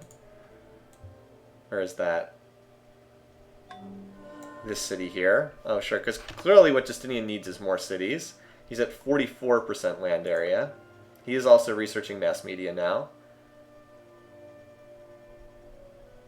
We'll see if it goes through. I mean, Justinian's going to vote for it. He probably can make it happen if he wants to. Failed. No, oh, nope. Charlemagne defied the resolution. Would have gone through. Justinian did not have enough votes on his own, but Saladin, for whatever reason, I guess because he hates Charlemagne, was willing to vote for it. Oh, well, that city has the Globe Theater in it. Okay. Wait, why is there still war weariness? Is it still war weariness even though the war's been over? Oh. Okay. I was like, why is there a war weariness? There's not a war going on. Oh, there's a war going on. Okay. Alright, so let's see if Saladin makes it through to the end. That gets us to 18 wars. RIP my 15 vote. So where's his big stack? He should have a big force somewhere. Alright, here it is. Okay. 133 units. Alright. There are only 5 Arabian cities left. So this is probably unlikely to survive it. Barring like an AP stop the war resolution or whatever. Could happen. Justinian's like, hey, I'm just going to research the laser and work on my spaceship. How much more does Justinian need? He's been burning through the text recently. Still a decent amount, but not that many. 1, 2, 3, 4, 5, 6, 7, 8. He'll research stealth too, so really 9. If he does each of them in like 2 turns apiece, then we're looking at like a turn 340-ish finishing date. I mean, I guess he's got to build the spaceship too. Well, we'll see. AP, well, we need to wait until the UN actually gets finished. The United Nations has not actually been finished. We'll get rid of Sitting Bull the moment it finishes. So in the meantime, we get to watch a little fighting while that's going on. Most of the Holy Roman Army seems to be made up of cavs. But he has an awful lot of them. Cavalry has died in combat! No, not cavalry! It's when they run out of names for the great generals. You see that message when one of them dies. No, not single power. Yeah, it's about what you'd think. Pretty lopsided. Oh, you think mass media tech obsoletes it? I think that's right. Well, let's just... Alright. So let's go ahead and map mode. Let's say goodbye to our friend sitting out bull. Farewell. You're gone. Okay. Yeah, AP invalids when you discover the tech. Okay. The Native American civilization has been destroyed. Okay. That way we don't have to worry about them even meeting each other. with the UN. This also means that Diplo victory is not going to happen this game because no one is going to vote. Actually, wait a minute. Suryavarman might vote. It is possible that Suryavarman could vote for Justinian and win him a Diplo victory. I don't think that's likely. No, he doesn't like Justinian enough. Never mind. Suryavarman could vote for him, though. Does he like Justinian enough? Maybe Surya could vote for him. He is plus 10. I don't know if that would be enough population for a Diplo victory. What key do you press to see the unit number? Alt. If you hover Alt, and it will show you. Hold Shift and it will compress the information. Hold Alt and it'll show you the group information. I don't need to worry about the AP religion at this point. The AP's been obsoleted. You're right that I probably should, but trust me, the AP is gone. It's not going to factor in. Yeah, sorry about that. It's a good, fair question to ask. I've spent a lot of time in debug mode over the years with Civ4, both the world builder and debug mode. Alright, so here we go. The UN, Justinian will win this vote. Apparently there was a force attacking here at Mecca, and it just got shredded. Either that or they signed peace. That's also possible. No, they still have a unit in enemy territory, so never mind. They did not sign peace. Still, I think that went rather poorly for... No, maybe not. Okay. Yeah, the AP's been obsoleted because the United Nations was built literally by the same person who holds the AP. So Justinian now is the leader of the UN as well, no surprise. Suryavarman did vote for him. 529 votes. How many would it take to win? Just out of curiosity. Resolutions. So he would have enough votes. See, 499. So the Diplo victory is possible here. It's not out of the question that he could do this and win by diplomacy if he gets Suryavarman to vote for him. Although if Charlemagne can capture enough population in this war, then he could probably get up to enough population that the UN is not available. There is no peace, only AP cheese. Justinian, though, getting pretty close to the end of the tech tree. 1, 2, 3, 4, 5, 6. 6 techs left, plus he'll probably research stealth, as I already mentioned. But Diplo looks like a real possibility, and that would be Saladin's only hope of surviving this game, would be... Oh, now the tanks are on the scene, it's going to make it harder. That would be his only hope of survival, is that like a Diplo victory is called before he gets eliminated. Either that or like a UN enforced peace is also possible.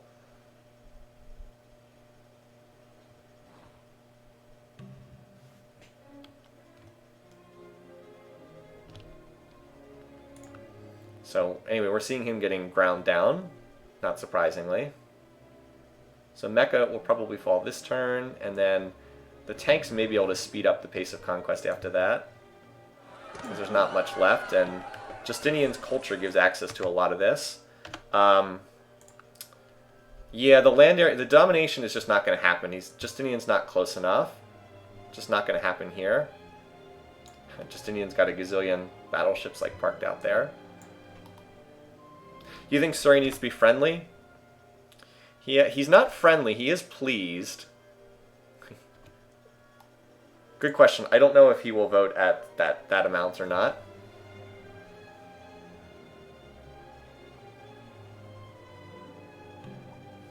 Well, we're going to find out right here, because he's calling the Diplo victory vote. We're going to find out right now if this is enough to win by diplomacy. I would kind of love to see this. I think it would be awesome to get a Diplo victory, which we don't have much of.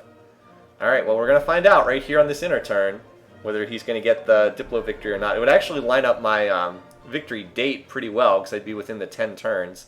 Let's see. It all comes down to Suryavarman. Is he going to vote for it? Is he? Oh, the suspense is killing me. Yes? No? Oh, he did! He voted it through! Diplo victory! Oh, in a game defined by votes in the Apostolic Palace in the UN, he comes through by 8 votes. Wow! Okay, what an ending. Saladin survives and makes it through to the wildcard game. What a finish. Turn 327 Diplo win. Saladin survives to live another day. Justinian first, Charlemagne second. Suryavarman and Saladin onto the wildcard game. Wow. We have had one cultural, one domination, one spaceship, one Diplo victory. Huh. You know, I said before this game I didn't think we'd see a Diplo win, but in a way, a religion-heavy game is maybe more likely for a Diplo win because you get all those positive modifiers with your allies.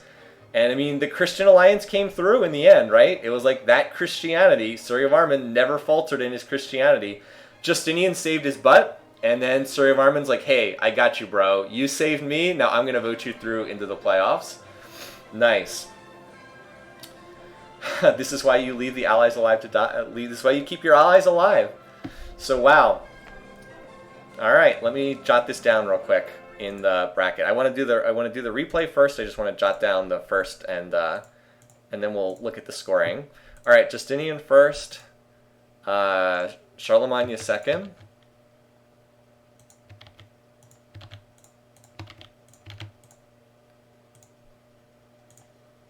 and then Suryavarman and Saladin through to the wildcard game. Wang Khan finally gets some partners. It was looking like we might only have one going through to the wildcard game from that. All right, and then this is Diplomatic, turn 327. Wow, great stuff.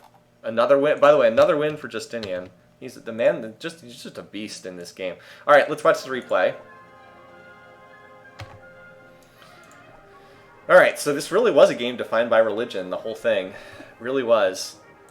So the early, let's see, what's the early story of the game? I think it's Ahsoka not expanding and building 10,000 wonders. Like, he just got himself completely encircled. And then, you know, he's got his own religion, which makes him unpopular. Until everyone's like, all right, let's all declare war on him. Declares war. And he, of course, starts the war, which is insane. Then gets caught in a three-front war. And that's it. Bye-bye. So at this point, Peter ends up getting most of the spoils from India, and that puts him in a really good position. Like, he was in position to top the board, but the biggest problem was he just did not practice Christianity in a world that was really Christian heavy. So like Khmer had Christianity, and that's got to be one of the bizarre things in this world, that Khmer, who was way over here, was like one of the most consistent Christian allies throughout this game for Justinian. But Christianity, he's not practicing it, Monty's not practicing it. Well, who's going to be the next one to die? I mean, it's the ones who are left out in the religious situation. So, yeah, we get the initial war. Peter loses a lot of his power. He's not finished off because he's so strong, but the three-front war really weakens him. Next to go is Monty, who declares war and then has it backfire, and then ultimately gets eliminated by the Apostolic Palace War Declaration. So we see him bid farewell. And then Peter's just, you know, his diplomacy is terrible with everyone else. So eventually he gets caught in a war with the other leaders, and they just tag team him. Even though he's strong, he gets taken out eventually.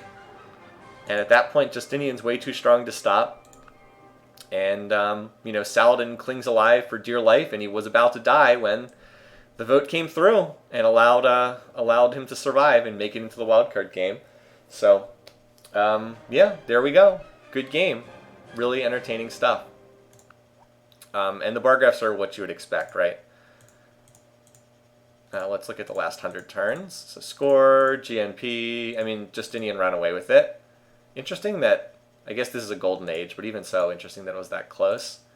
Power, I mean, you know what it looks like. Justinian was fairly close to winning by culture, too. I can't get to the victory screen from here, but he already had one legendary city. He wasn't too far away from the rest. All the cities were Byzantine that were on the top score list. All right. Good stuff.